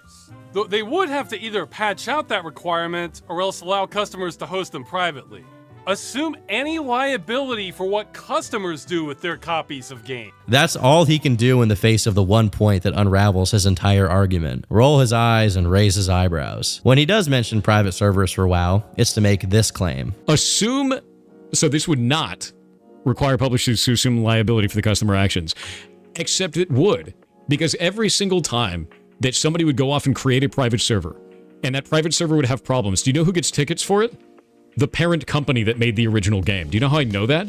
Because we got tens of thousands of tickets at Blizzard for private servers for World of Warcraft. That's pretty interesting to hear from Jason, because on Blizzard's own website, this is what it says. Private WoW servers are against the Blizzard terms of use. If you want to play World of Warcraft, you must download the official game client through the Blizzard app. Blizzard customer support doesn't provide assistance with issues in private servers. Very curious. Well, I guess Jason knows more about Blizzard than Blizzard itself. After all, he worked there for 30 years. His 40 years of experience in Blizzard triumphs Blizzard's own existence, since it's only been active for about 34 years, which frankly pales in comparison to his 50 years of work at Blizzard. How do you know so many things? I worked at Blizzard for 7 years. I know I'm beating a dead horse here, but this is an evil horse who deserved it. The closest thing to a point Jason comes to during all of this is his concern for how this kind of regulation may affect small teams. But then again, Jason could have tailored his point to clarify there should be some kind of exemption for small game dev companies. At no point does he try to engage with what Ross is saying in good faith. Instead, this is how he acts. If we get enough signatures, then this goes before the European Union to be considered as new law. I hope it gets shot down. So you're social engineering politicians that don't know anything about the subject matter to try and push through an initiative about an industry you clearly don't understand to stop killing video games in a way that would kill all live service games. Am I getting that right? I feel like I'm getting that right. Not only do I not want to back this, I'm going to actively tell people not to. That is awful. That is a horrible goddamn direction. Despite Jason's absolute lack of tact when engaging with the initiative, Ross still took the time to try and ignite a reasonable discussion in the comments of Jason's stream. He wrote, "Based on your response, I think there's a combination of values clash and there's a misunderstanding on much of what we're asking for. For example, WoW would likely be exempt from this measure since it's considered under the law as a true service. In other words, the customer is told explicitly when their access ends at the time of payment. Most live service games do not do this, which could run afoul of EU law. There were many other misunderstandings in your video. It's clear you hate the initiative, and I doubt I would change that, but I would encourage you to at least hate it for what it accurately is. We obviously have very different perceptions of the likely outcome of this. That said, we also have a values clash. You state repeatedly that a game being permanently disabled is not a problem. This is where we very clearly disagree. You're actually the most high-profile person I know of to be adamantly against what we're doing. If you're interested, I would be fine with having a discussion with you on this where we could at least clarify things, but it's your choice." Jason saw and decided to respond to Ross's comment on a stream, where he said this. If you're interested, I'd be fine with having a discussion with you on where we could at least clarify things, but your choice. I don't think I want to do that. And the reason why is this. It is because specifically your video that made me not interested in wanting to talk to you. It is specifically this portion of your video, right here, where you discuss reasons why your initiative could pass. And your description of this, I find to be disgusting. Politicians like easy wins, and this doesn't require them to do much at all. And unless it involves gambling or protecting children, politicians generally don't care about video games. So this isn't of big consequence to them or most of their constituencies. EU law is already unclear on a lot of this practice anyway, and we would be making it easy for them to settle it. It falls in line with other consumer practices. You know how when you buy something, you're generally allowed to keep it? And finally, this is a diversion from really serious topics that politicians would prefer not to deal with. So politicians are going to put this forward because it's an easy win, they don't understand the subject matter, and it's a diversion from more serious issues. I don't have any respect for that. And I don't have any reason to have a conversation with you because of this. So his reason for not being open to talking to Ross about it was because Ross displayed a perfectly reasonable degree of cynicism towards politicians' motivations. Even calling it cynicism isn't really fair because Ross is just telling the truth. He's not even mentioning the worst aspect of it, which is that politicians that don't know much about video games are already being weaponized against consumers and have been for decades now. So now Jason isn't only standing on business for corporations, He's also going King Von for the integrity of politicians. How courageous. By the way, while the Ross comment Jason addressed has stayed up, there was another one Ross posted, further clarifying SKG's intentions, but it was deleted by Jason. When confronted about the deletion, Jason replied claiming that deleted comments contained hate speech, personal attacks, and doxing information. The good old hate speech excuse for doing whatever is most convenient for you never fails to show up in these cases, does it? Much like how he strategized his Kickstarter project to trick game journalists into covering it, some people on Reddit talked about Jason's deletion of comments, claiming that he had previously stated on stream that he purposely deletes people's comments to get them to come back and engage with the videos more, among other petty things of that sort. Keep that in mind, as this kind of behavior will resurface later down the line. On August 5th, another respected representative of game preservation and right to repair causes, Louis Rossman, weighed in on the issue, with a particular focus on the same thing Ross mentioned in his comment: games, which are services but aren't marketed as such. Another important thing he brings up is that the initiative can really be considered less than a draft of what the final legislature will actually reflect, and that's how it should be treated. Otherwise, if the only way to put forth an idea is to already have it fully formed and perfected, then no one can ever put forth any ideas. Lastly, he clarifies that the initiative isn't retroactive, so even if it did eventually become law, it wouldn't require every game ever made to be adapted, and it would only apply to games produced after the law had been passed. Lewis's contribution to the discussion is essentially a bypass of Jason's critiques, and a repackaging of Ross's summary that tailors the message toward game devs with more genuine concerns about how SKG may affect them. All credit to him, he tried to be amicable to Jason's perspective, but the entire gaming community was already ablaze in hatred. That ship had long since sailed. One day after Rossman's video, Jason came back with a video, and this time around, a lot of the cynical energy he displayed in the original stream clip had visibly been beaten out of him. After getting nothing but pats on the back from his community for years, his overnight transformation from cool hacker game dev guy to evil game destroyer hit him pretty hard. He starts the video giving his usual credentials, 60 years working for Blizzard and whatever, and he goes really hard on the angle of, I'm just a guy trying to help people make games, essentially presenting himself as a victim of an undeserved hate train. I would go over this beat for beat as well, but unfortunately, Jason learned nothing in the several days since this controversy began, and is mostly reiterating his original points, thinking that if he says it in a less mean way, it'll suddenly make sense to people. I don't really understand why he even made a follow-up video if he wasn't open to talking to Ross or anyone else directly, which leads me to think he really just wanted to shift the narrative by saying the same things again, but this time wringing his hands and shrugging a lot. The one notable moment is near the end, when I think he confirms my theory. Aside from that,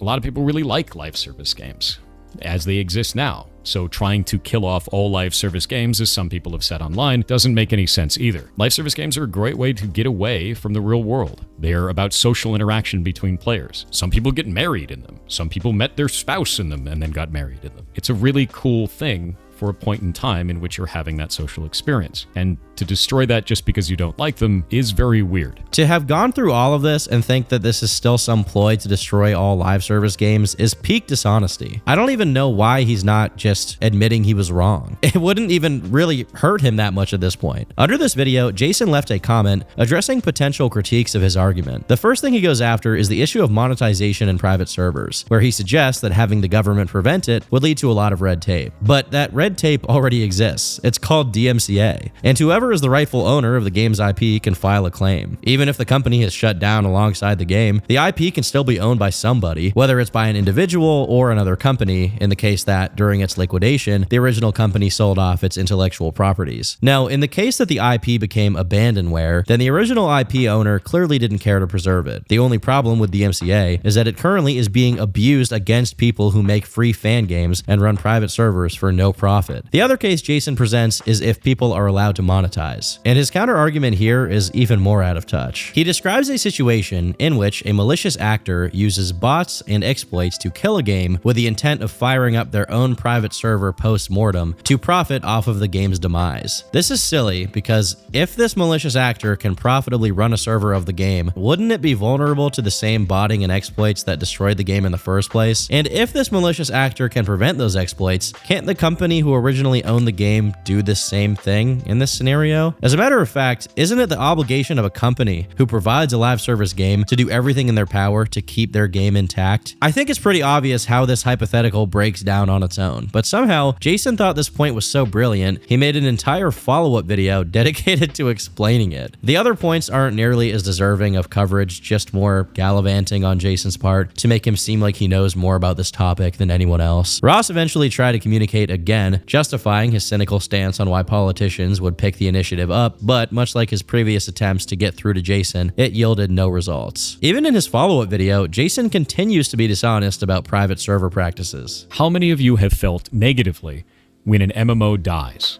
Or when a live service game dies? Oh, dead game. There's only 5 people online, why would I play that? So why would you want to preserve a game in that state? That doesn't make any sense to me. You want to take down these live service games, put them up on a private server, and then play it with a couple of people. You're not bringing it back at its height. You're not taking a snapshot of what the game actually is. You're making it limp on in a way that doesn't make any sense. That's not preservation. Except that it does make sense, because the aforementioned private WoW server amassed over 800,000 registered accounts, with peaks of 150,000 active accounts in a given week and over 18,000 concurrent players before it was shut down. Is that a pathetic snapshot of a dead game too? There are AAA live service games being released right now by legitimate companies that can't get 18,000 concurrent players. To give Jason credit, he does acknowledge that there are some private servers that are successful, but he then proceeds to shut it down as not a solution because it opens devs up to abuse, as if he had already established how that would necessarily be the case. It opens up a route for abuse of the developers. So that is not a solution. Hi, my name is Jason Thorhall, also known as Pirate Suffer, and the other day I put out a video called Stop Killing Games, saying why I would not support the initiative. Overall, it was actually quite positive. Another caveat to this whole thing is, what if you don't care that your private server doesn't have a lot of players? I can think of plenty of live service games that you can reasonably play without a ton of players in the same server, which I guess he'd also consider abusive. I suppose a company like Valve, who has a track record of allowing players to run their own servers, has been allowing their users to abuse them for the past 20 years. That's why they're so unprofitable, right? Like, he's just always in his own world. He really quiet for real unless he know you.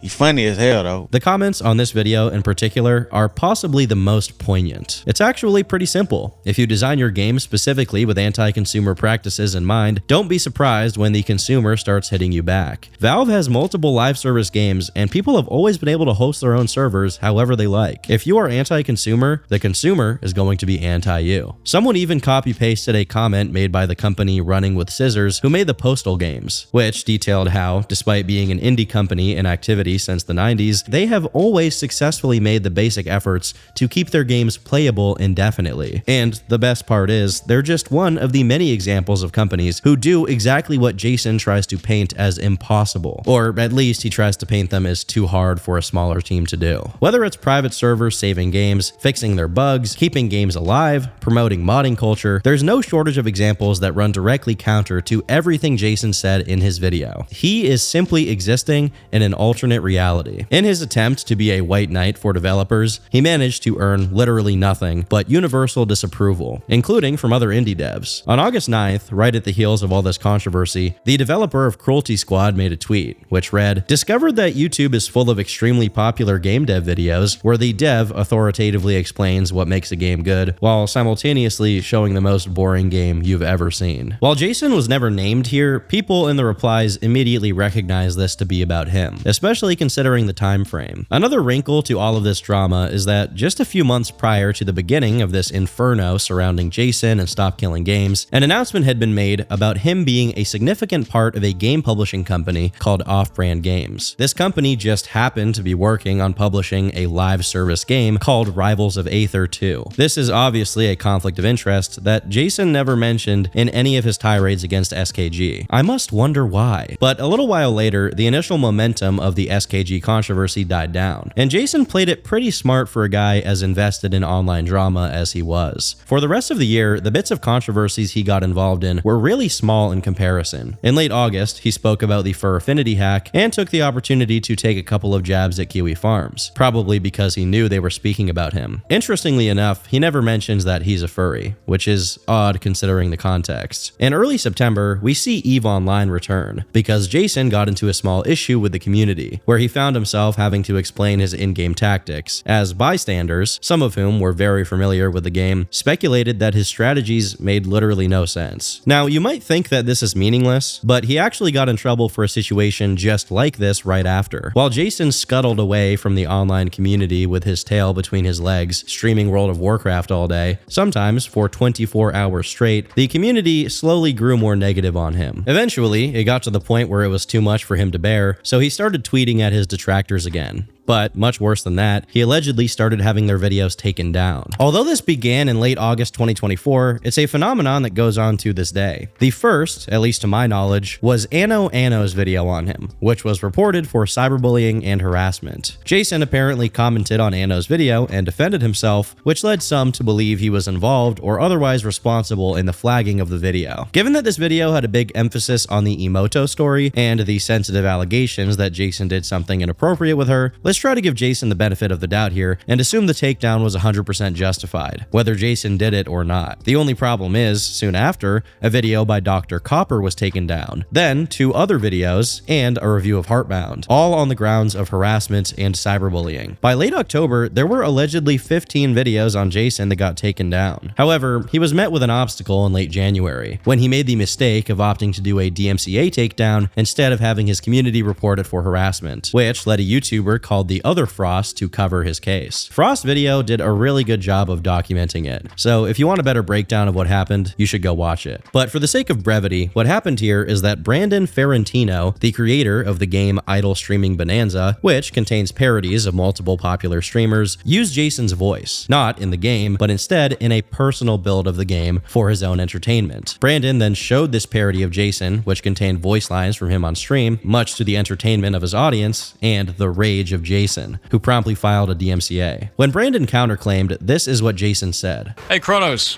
we have to file a legal complaint against that dude earlier. We're going to take you to court. You're going to lose. You cannot use somebody's likeness or voice in any way inside of your games without their permission. It's a really stupid thing to do.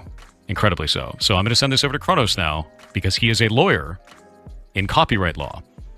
That is his job. Welcome to the finding out timeline, bud. There are 2 things that Jason is lying about here. Firstly, his voice is not actually in the game, and secondly, Kronos, his stream mod, is not a real lawyer. As it turns out, when you're a full-time LARPer, you attract people like you, and Kronos somehow LARPed well enough to convince Jason to try and take Brandon's game down from Steam, despite his voice not actually being in the game. Unfortunately for Jason and Kronos, a real lawyer was peeved by the situation and offered his services to Brandon, free of charge. The lawyer's name is Mario, and this is what he said. The DMCA you issued was unlawful. You should review the demand letter we sent with an actual US attorney, not a person from Britain who is not admitted to practice law. Basically, this Kronos guy did complete law school in England, but at least at that time, wasn't licensed to practice. In a Substack article from Frost about this, he displayed several Discord messages exchanged between Kronos and Brandon, where, despite Brandon clearly explaining Jason's voice wasn't in the game, he just sticks his head in the ground like an ostrich and acts like he doesn't understand, repeating that the Twitch clip with Jason's voice was evidence that there was a build which violated DMCA. Reading these DMs isn't necessary, but it's pretty funny to see that Kronos has the same habit as Jason of pretending like he's way more formal than he actually is, down to calling Brandon Mr. Ferrantino over Discord. When Mario started talking to Kronos, however, we see a radical shift in tone. So here, Mario says, "I am going to demand you immediately withdraw, or I may seek damages under Lens v. Universal. That is not a threat. You are not correct, nor should you be dispensing legal advice as to the 14 days being an absolute shield to liability. I will send legal correspondence. I do believe my conversation with you is at an end, as you are not an attorney, nor does it seem you are authorized to handle a legal matter for Mr. Hall. I will direct correspondence to him directly." And then Kronos says, "We will be withdrawing the DMCA once we have prepared the documentation to do so. We then need to email this to Steam, the platform to which the notice was filed. I do not know what their process is on their end. I recognize you will be sending a letter to Mr. Hall and will inform him accordingly. It turns out we are not in the finding out timeline. Or maybe just Jason is. When the legal correspondence came to Jason, he didn't respond, so Mario followed up with more correspondence, prompting Jason not to admit that he was wrong, but instead to make a tweet making up an excuse as to why he withdrew the DMCA. The DMCA was absolutely not unlawful. We filed a DMCA in response to the developer claiming that he put my voice in his video game in a playable build, and he showed evidence of this on video via a Reddit thread. We took down the DMCA notice as he reached out and stated that he would be voice acting the lines instead. You're spreading misinformation in a bias form to generate views. We've handled this through the legal route as is appropriate. In this same tweet, Jason uses the same clip from Reddit of Brandon playing his personal build as evidence that this was a published build, when again, it wasn't. Much later on, Jason made another statement on the situation, this time in the form of a comment under one of his videos addressing all of his recent controversies. But nothing new is really said here. As for all of the other instances of people's videos on him getting taken down, to this day, he maintains that he is not responsible for it. While all of this slowly unfolded, another minor side controversy also took place, where Jason made a video coming out in support of the game engine Godot, as they were going through some turbulence at the time. Basically, here's what happened. Godot's official Twitter account made a tweet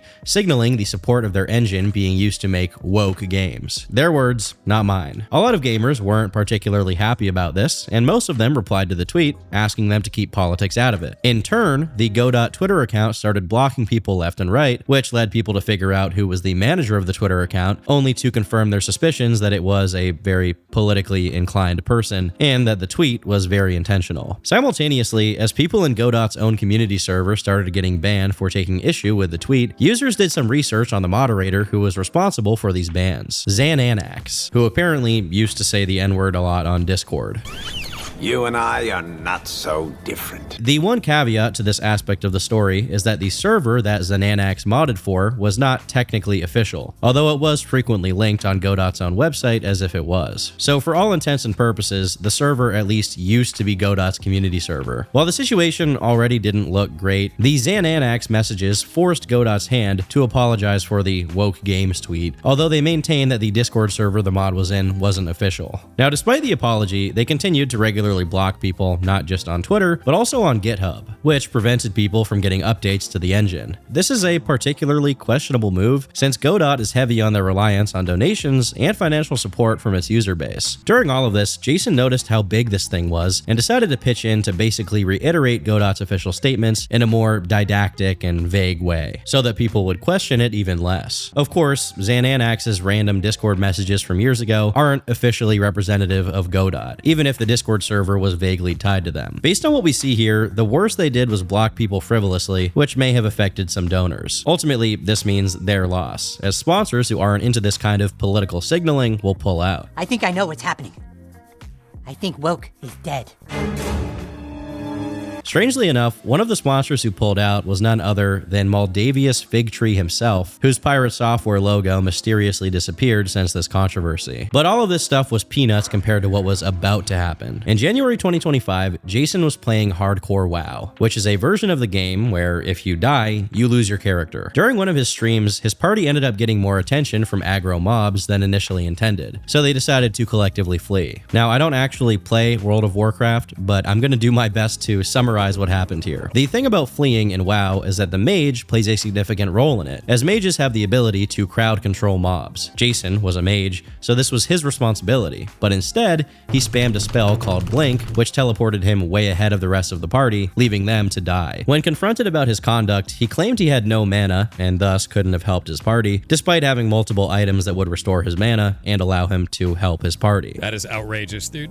You can't blame me for that shit. You make a bad poll, you make a bad call, that's on you. He also lied and claimed his spells didn't have crowd control ability, and blamed everyone else for the deaths of their characters. Now, it may sound very silly that this was even a controversy. I mean, he was playing video games with other people. It's fake, who cares, right? But this actually is an important stepping stone to understanding the downfall of Pirate Software. It wasn't his screw job itself that sealed his fate. Instead, it was his compulsive inability to take responsibility ability. As surprising as it may sound, this botched hardcore WoW run ignited a hate wave that I think was even greater than when he opposed Stop Killing Games, at least initially. He eventually made a tweet that presents itself as an apology, but when you look under the hood, it's anything but. He blames everyone else in the party for also having made mistakes, and makes sure to remind everyone that he is indeed a former Blizzard employee. Pirate Software, don't mention you're an ex-Blizzard employee challenge. Impossible. This tweet got to 4 million views, and he deleted the original VOD of him playing WoW, almost as if he was trying to sweep it under the rug entirely. Due to Jason's inability to just take the fault, Sodapoppin, who is another streamer and the leader of their guild, which was called OnlyFangs, came forward on his Discord server and said this: "I made the decision to kick Pirate from the guild. I felt a large majority of people in the guild felt uncomfortable playing or being around him, and all that drama that surrounded him at this point. Even though some people may not have felt that way, a lot did. And after seeing some clips today from him, quadrupling down, or I don't know what number we're on at this point, I think I'm making the right decision. But still, I feel bad. Try to just let this whole thing slide into forgetfulness and move on. Stay safe, gamers." This is about as polite as Sodapoppin could be, but clearly, it still got under Jason's skin, leading him to make this passive-aggressive tweet about it, followed by him suggesting that the entire guild was ganging up on him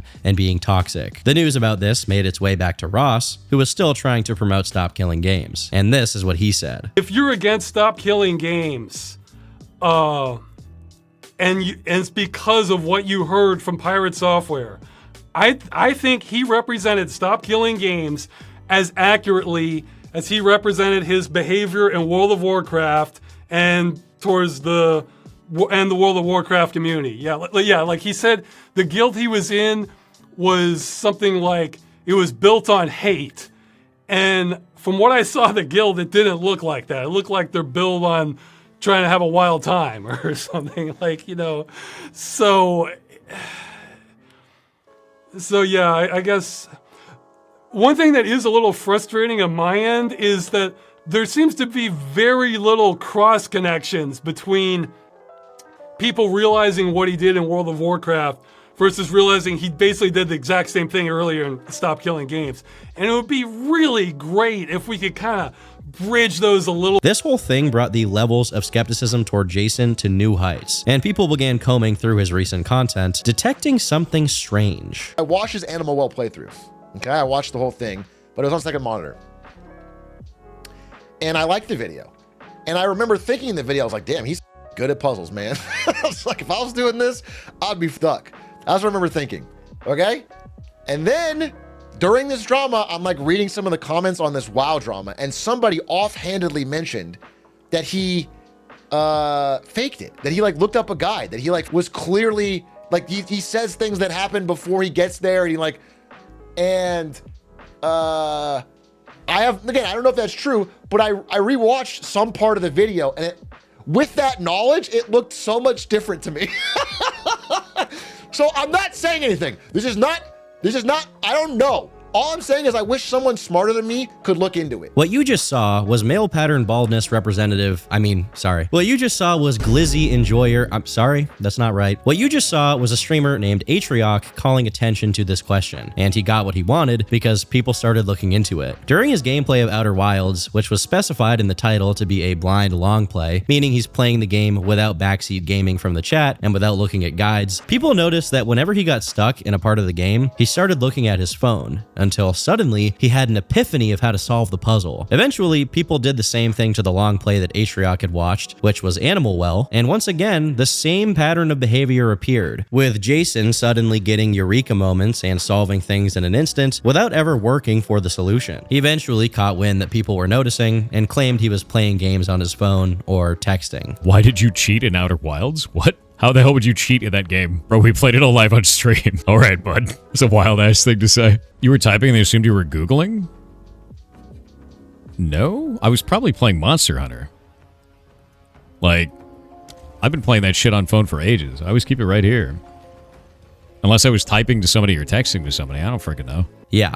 Okay. Perhaps the most glaring example of him accidentally slipping up and revealing he prepared for a playthrough beforehand was his playthrough of Tunic, where he repeatedly managed to read messages written in the game's cryptic language without a reference sheet, or referenced parts of the game that he hadn't reached yet as if he knew them beforehand. Maybe he was sick of making a fool out of himself while gaming, so Jason decided to return to another one of his supposed fortes, hacking, although that didn't go that well either. In the midst of doing one of his masterclass demonstrations, he thinks that he's figured out some kind of cyber attack involving something called a jump box, while inadvertently admitting on stream that he just walked into a VPN called Tunnel Bear without realizing he did. Providers Tunnel Bear, domain is digitalocean.com. Server for rent. Yeah, server for rent. 100%. Normal stuff.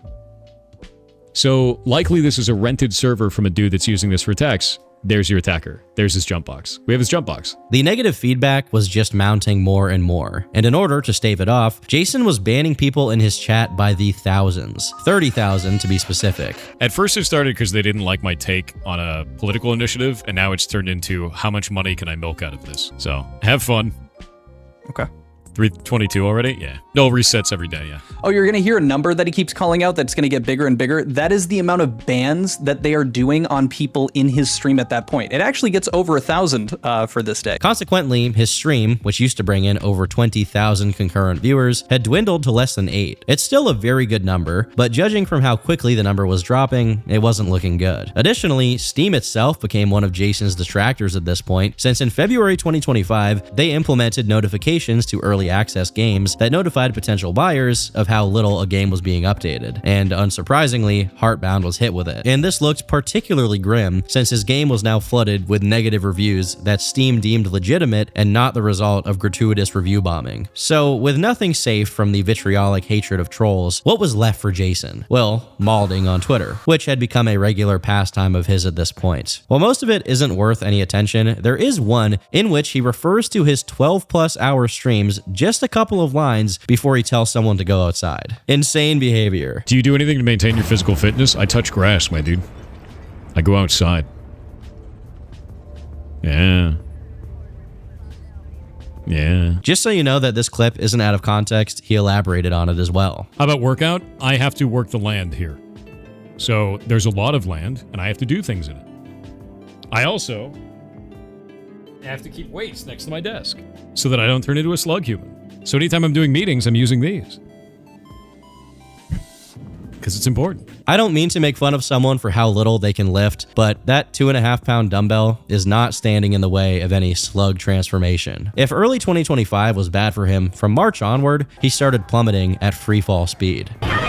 The first thing to go was the last glimmer of hope for Heartbound, as people noticed that he'd been saying the third chapter of the game was 97% finished since 2023. But by April 2025, not only was the chapter still not finished, but he even managed to not put out the monthly hotfix quote-unquote update. Keep in mind, he only adopted his monthly update ethos in January 2025, right around when Steam started putting notices of slow updates for early access games, which affected Heartbound. This means that just 3 months into despair updating his game to keep it from being punished by Steam, he was already failing to fulfill his promise just a couple of months later. And on the 11th, many days past his monthly update deadline, he announced that he was having internet problems. All of this is quite ironic, considering this is the kind of stuff he was saying on stream. I don't break my promises to my players. Because if I did, then I wouldn't be making games, right? They would show me very quickly, like I have a whole section on this. You are never above your community, and you are never too important to spend time responding to them. The moment you think you are, they will show you how untrue that really is. Don't forget that, and I mean that. If I screw them over, if I lie to them about that stuff, then they are well within their right to tear me down, and they have every ability to do so, because I don't exist without them. He is technically right because he's A, not making games, and B, he is being torn down. In the same month he missed the update, Kronos announced Jason was beginning to work on a new game, and that he'd be accepting unpaid concept art from volunteers, in exchange for being credited. What a steal. If anyone dared point out that he spent all of his time streaming and getting into Twitter drama instead of making his game, he just accused them of not being a genuine buyer. Even his own Discord members were complaining about how little work got done on Heartbound, while Jason kept starting new projects like podcasts. The saddest part is that there are people so under his spell that they continue to white knight him. When a member of his Discord said Jason spent 15 hours a day playing video games, someone actually corrected him, saying Jason only played video games for 12 hours a day. Wow, that's so much better and more productive. Then, people say that Jason works on Heartbound off-stream to avoid spoiling the game's story, despite Jason himself previously expressing that spoiling Heartbound wasn't a concern due to how many routes the game had. Also, do you worry about spoilers when developing games on stream? I don't worry about spoilers for Heartbound, and the reason why is because I have thousands of routes in the game. And because I have thousands of routes, what you see on stream is a very small piece of a very large iceberg. And that's when I'm able to build things on stream. 5 minutes later. Someone asks, why do you work on this off stream? Because it's full of spoilers. There's so many things in this that I don't want to show to people, or things that just aren't ready, that if I show you on stream, it's just going to ruin pieces. Like, likely you'll never see those locations, but in the off chance you would, I don't want you to be spoiled. Kiwi Toothpick with 569 bits said NPNP, they deserve it. I think it's worth taking an aside here to mention that pretty much all of the turmoil Jason had experienced up until this point probably could have been avoided if he just didn't get into drama. If he spent, let's say, 6 hours a day streaming and the rest of the day working on Heartbound, while his coding would probably still be pretty amateur and bad, he would actually finish the game at some point, I assume. But instead, it seems like he can't help himself but get caught up in all of these weird little controversies. Controversies that ultimately don't make him look good and don't benefit him in any way. Now, in late April, Jason gave an update to his Discord where he said, honestly, the amount of negativity when I do release content for the game doesn't really make me want to work on it more than I am. The amount of people acting like the world has ended over an update being delayed on a $10 indie game that's been in development 4 years is absurd at best and more than likely just a means to bash me at this point. If you're so invested that you act like an asshole over it, go somewhere else. It's not a means to bash you. It's a reason to bash you. And the people who paid for it aren't gonna go somewhere else. You owe something to them. They paid for a product and they never got it. If I screw them over, if I lie to them about that stuff, then they are well within their right to tear me down, and they have every ability to do so. You gotta go over there. The guy's not returning your phone calls. I know. They miss a payment. They start acting like they're doing you a favor if they give you anything. And then you gotta spend all your time hounding them. You gotta get your arms around this thing. In the meantime, streamers who tried to play the game in its current state noticed that despite all the hotfix updates, the game was still fundamentally broken, as you could corrupt your save file by pressing the spacebar in menus or during cutscenes, apparently because the spacebar was the quick save button. These Steam reviews reflected the situation pretty appropriately. After so many years, I forgot about this game. Seems the developer did too. 7 years past the original release date, updates consist mostly of added some dialogue, which then is being listed scene by scene on the Steam updates to inflate the otherwise empty patch notes. Developer is openly hostile to any criticism, bans anyone who dares to not pat him on the back or kiss his ass. It makes no sense for a 2D RPG story-rich game to have these extremely minimal, barren monthly updates. While he generally didn't engage with the negative reviews, when someone brought up a sensitive topic, he went out of his way to respond. Such was the case when a user brought up how inconvenient and pointless his Steam achievement-based DRM to prevent piracy actually was, considering it was for an unfinished 2D RPG Maker game with not that much public interest. Jason instantly locked the topic on Steam and gave a one-line response saying that he had no interest in adapting the game for platforms outside of Steam.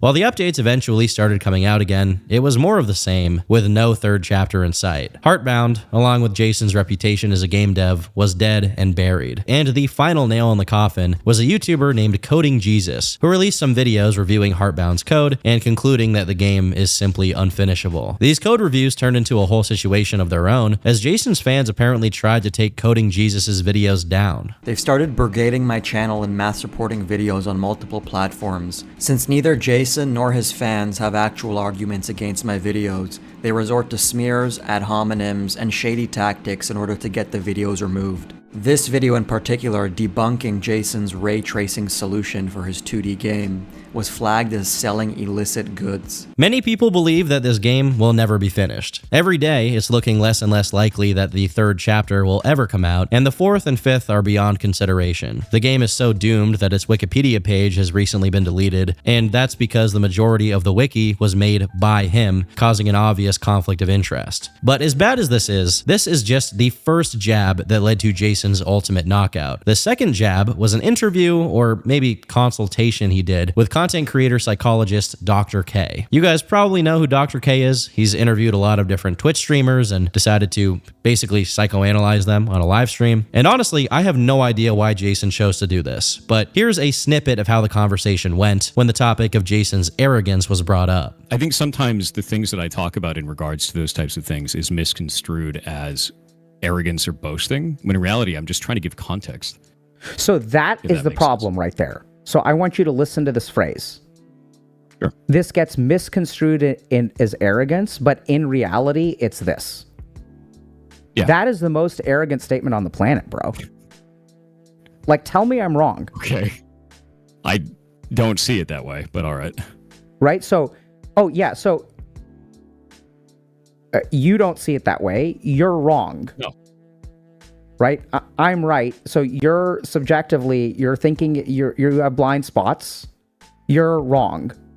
Like, I'm objective and you're subjective. During this interview, Dr. K kept trying to probe into the controversies that Jason was involved in to try and understand what processes led to his current situation, and Jason kept feeding him incomplete answers. Dr. K picked up on this and pointed it out as blind spots in his narrative, but ultimately he never managed to cut through, as Jason couldn't wrestle his way out of his defensive delusion. Right, so we heard a long story from you.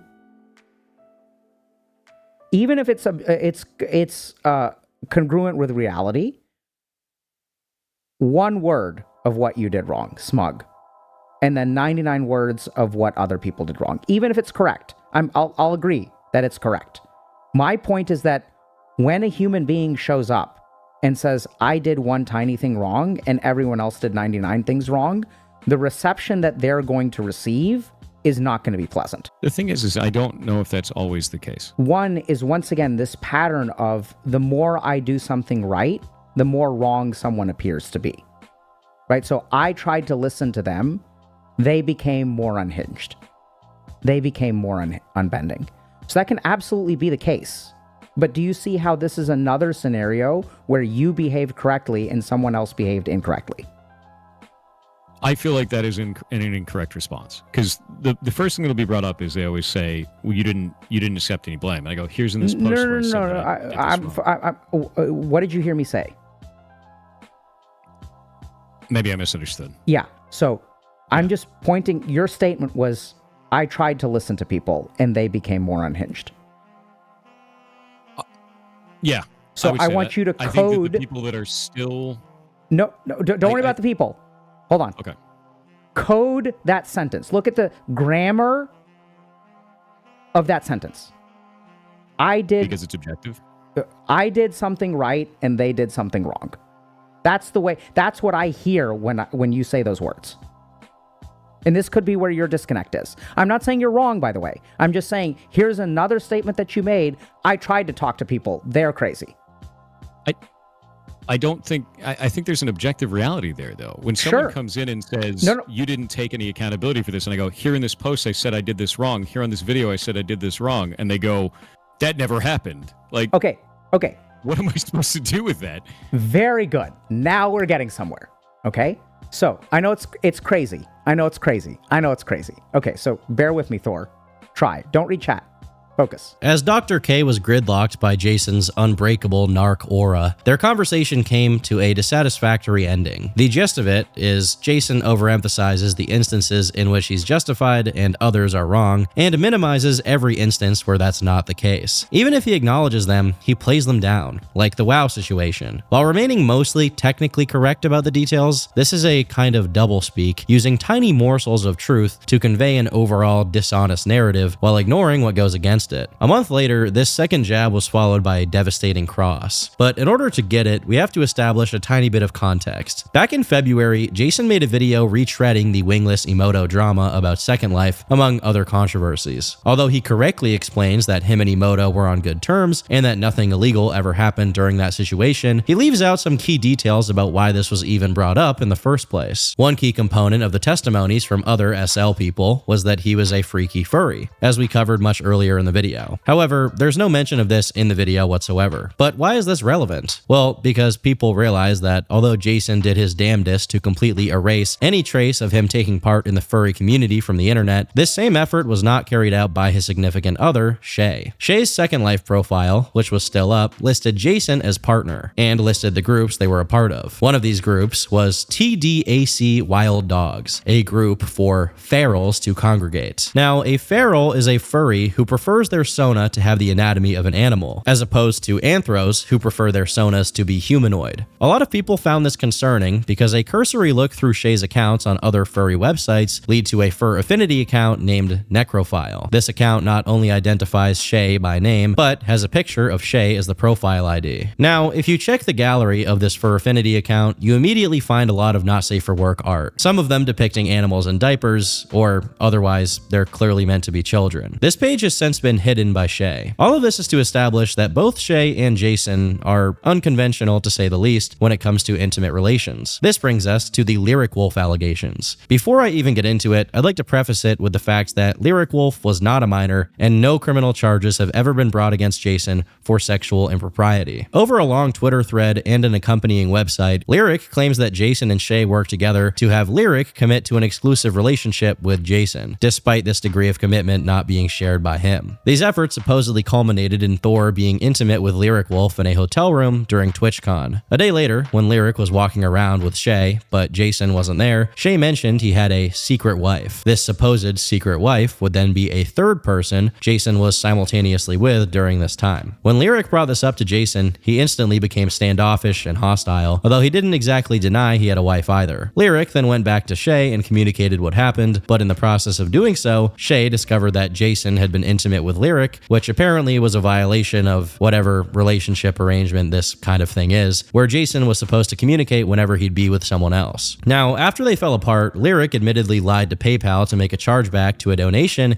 he'd made to the Pirate Software Studios, and Jason responded by making a DMCA against Lyric's YouTube channel, which culminated in some public back and forth that never got any attention. Both of Jason's responses from 2019 and 2025 focus exclusively on the fraudulent chargeback and Lyric allegedly doxing his phone number when sending their conversation to someone else. Whatever the case may be, the extremely extensive chat logs Lyric uploaded seem legitimate and contained original pictures of Jason found in them that cannot be found available online. Additionally, Lyric shared court records that prove Jason was indeed married at the time this story took place. While these claims ultimately aren't that scathing, Jason clearly put forth an inordinate amount of effort toward maintaining a furry ERP harem exclusively committed to him while keeping all of it a secret. But despite not being too damning as far as accusations go, you can imagine how this further lowered his standing in the public eye. If the previous controversy was a KO, this whole thing was a hammer fist follow-up shot. If he ever had a chance to regain his audience, that chance was quickly slipping.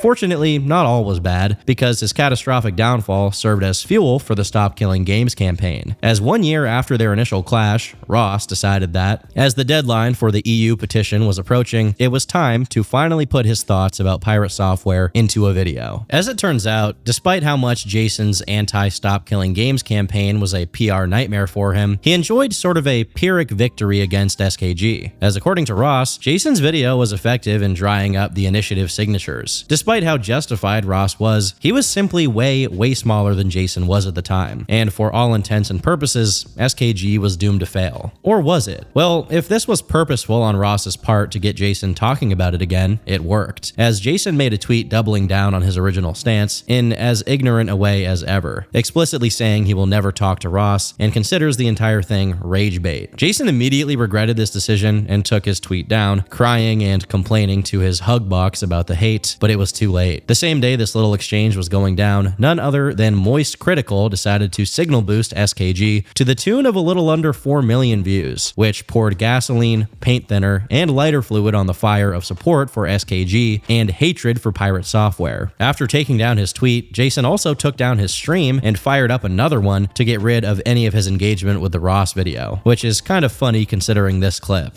Never accept responsibility? No, I 100% accept responsibility for my own words. That's why I left those videos up and I'm not taking them down. As his audience was simply not large enough to counteract all the negative feedback he got whenever he streamed or tweeted, he holed himself up in his Discord server where he melted down for the rest of the day. Eventually, he went back on Twitter to double down on his stance, not out of courage to stand up to the majority, but instead because he has no other motives in his repertoire. Among his reiteration of his points, he blatantly lied and claimed he never took any of his videos down, which Ross pointed out in a reply. While Jason initially tried to claim internet outages were responsible for the vanishing VODs, he randomly removed this line and claimed instead he took down the VOD because of harassment. What's pretty interesting here is despite saying many times he would never be willing to engage with Ross, Jason kept replying to him on Twitter, fishing for a gotcha moment that never came. This means that he was perfectly okay with engaging with Ross. He's just not okay with doing it on stream. During this period, Jason was extremely tense and sensitive during streams, banning anyone he even suspected was going to be negative towards him. EDAGFTDNADGFSNM with $10 said you should remember what Dr. K. Enough of that. Within one day of his first video on SKG, Charlie made a second video, this time focusing more on Jason. Anyway, he did delete that tweet, but just a little while ago, he made a new tweet, a very long tweet, as well as a series of tweets under it in regards to this whole thing. And in all these words, all this mumbo jumbo, not once does he say he was wrong about anything. In fact, he just continues to double down, even proudly stating he is doubling down. Wow, how incredibly noble, doubling down on things you are provably, blatantly wrong about. And it prompted me to reach out directly to him, to talk to him, to see, like, why isn't he acknowledging that? Is there a reason? Like, what is going on there? So I did. He made it very clear he was not very happy with my coverage of Stop Killing Games, which is fine. I think that's totally fine. I'm not going to leak DMs or really go in depth on our private conversation, but the point of me reaching out to him was to talk about his refusal to acknowledge that he did, maybe unintentionally, misrepresent Stop Killing Games, and it led to a just shy of 2 hours, like, circular argument that ultimately got us nowhere. He was more focused on his qualms with Stop Killing Games and really liked to challenge me to prove him wrong about some of his hang-ups with it. We got nowhere. Despite Charlie making it a point to mention he wasn't going to leak their DMs, the first thing Jason did upon the release of the video was leak their DMs to his Discord server. Given Charlie mentions that Jason repeatedly tried to get him to challenge him, I think what Jason intended to get out of this from the first moment he made contact was getting a debate stream with Charlie. When that didn't happen, and Charlie nonchalantly put him down in a video, which was pretty fair considering Jason's attitude, he settled for the next best thing, villainizing him in his hug box. If you actually read what Jason is saying here, he's complaining that Charlie didn't just continue to talk to him about this indefinitely as if the two were friends, which may have been what Jason wanted ultimately. After all, for a year at this point, he did everything to avoid talking to someone about SKG directly. But when Charlie, one of the people with the most clout online, reached out, suddenly he's talking. A few days after this controversy involving Charlie went down, former Blizzard dev designer Dave came out in support of SKG. Finally, a real Blizzard dev with over 20 years of experience. This guy actually did 20 years too. Unbelievable. First and foremost, as a game designer, I have a vested interest in my work remaining in the public eye in some fashion. I honestly don't care if it's pirated or sold without any compensation returning to me, because pretty much everything I've worked on is pirated or sold without any compensation for me. So, what I care about is that people get to play and enjoy that work. What Stop Killing Games is trying to do is change EU laws that are currently vague, which allow companies to abandon their games while the people who purchase them may never be able to play them again without some form of piracy. All that the initiative desires to do is to require these companies to have some form of end-of-life measures so that people who paid money for these games can continue to play them long after the development team is laid off. Hearing from people with actual boots-on-the-ground knowledge speak on this topic is like water to a man dying of thirst in the desert. Next came the YouTube channel DMCA, who collabed with Ross to promote SKG. Then, a KF user named Definitely Not Me made a design for a pro SKG poster based on the guy from Postal, and the studio behind the Postal games retweeted it and officially supported the movement, leading to memes such as this one. Hi there, would you like to sign my petition? Not only do I not want to back this, I'm going to actively tell people not to. Then, PewDiePie and Jacksepticeye made community posts mobilizing their audience to go sign the petition, with Jack making an entire YouTube video promoting the initiative, which now sits at over 1 million views, where he mentions Pirate Software by name. Someone like Pirate Software has gone out and done a horrible video on it, misrepresenting what it is. It's almost unbelievable to see the sheer volume of support for not just the initiative, but also for Ross. He was basically screaming about this for 5 years and having to put up with people like Pirate Software trying to dunk on him for it before the initiative ever saw any significant success. The first benefits of this wave first hit the localized UK petition, which within just a couple of weeks skyrocketed from 16,000 signatures all the way to the required 100,000, which meant it would be brought before the Parliament. When this happened, the company Jason was working for at the time, Off-Brand Games, started suffering consequences for its association to Jason, to the point where Ross posted to Reddit asking for people not to punish the company and its games for Jason's stupidity. Unsurprisingly, he got fired or stepped down from the company and profusely mauled about it on Discord, while he banned anyone that mentioned anything negative in his Twitch chat. As he clammed up completely and his sycophantic followers continued to make increasingly delusional responses to criticism, the collective efforts of Reddit, Kiwi Farms, European gamers, and gamers in general, and a number of YouTubers who went out of their way to support the movement, and probably most importantly, the continuous efforts of Ross over the course of half a decade, Stop Killing Games managed to rally a massive amount of support. In May, they were just a few months away from their deadline and only had 400,000 signatures, 1 million signatures away from the goal. It looked like it was over. But you know what they say about what's inside every "it's over"?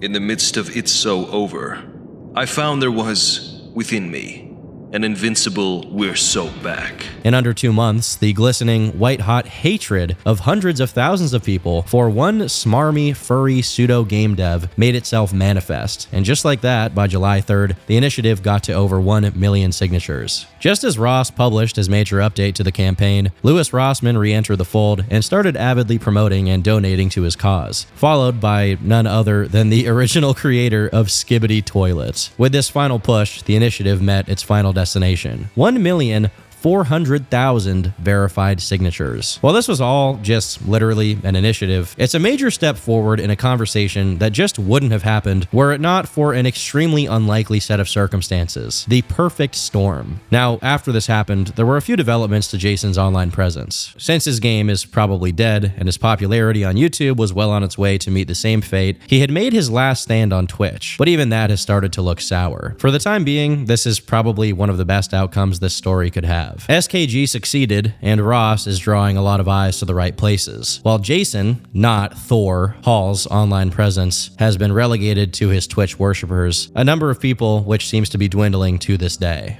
With that, I've been Turkey Tom. Thanks for watching, and until next time, leave me alone. 20. We have a new shirt available at turkeytom.shop. This is the Simeon's Gym shirt for all of you alpha males out there, for all of you ape enjoyers out there, for all of you Simeon silverback gorillas out there. It's available for a limited time only at turkeytom.shop. This is very high quality merch. Everybody's gonna want it. If you don't get it, then you might be gay. It's got a very cool esoteric design that very few will understand, but those who do, so get it before it's gone. But hey, if you miss it, no big deal. You can always get these Stop Gooning hats, which are still in stock. Would you like a hat? Would you like a hat? He's still gooning is the thing about him. Just hang it right there. turkeytom.shop. I definitely wouldn't get too close to the bull. What they don't know is that my girlfriend has a bull in her personal life as well. So grab the shirt now and the hats at turkeytom.shop. I repeat, turkeytom.shop.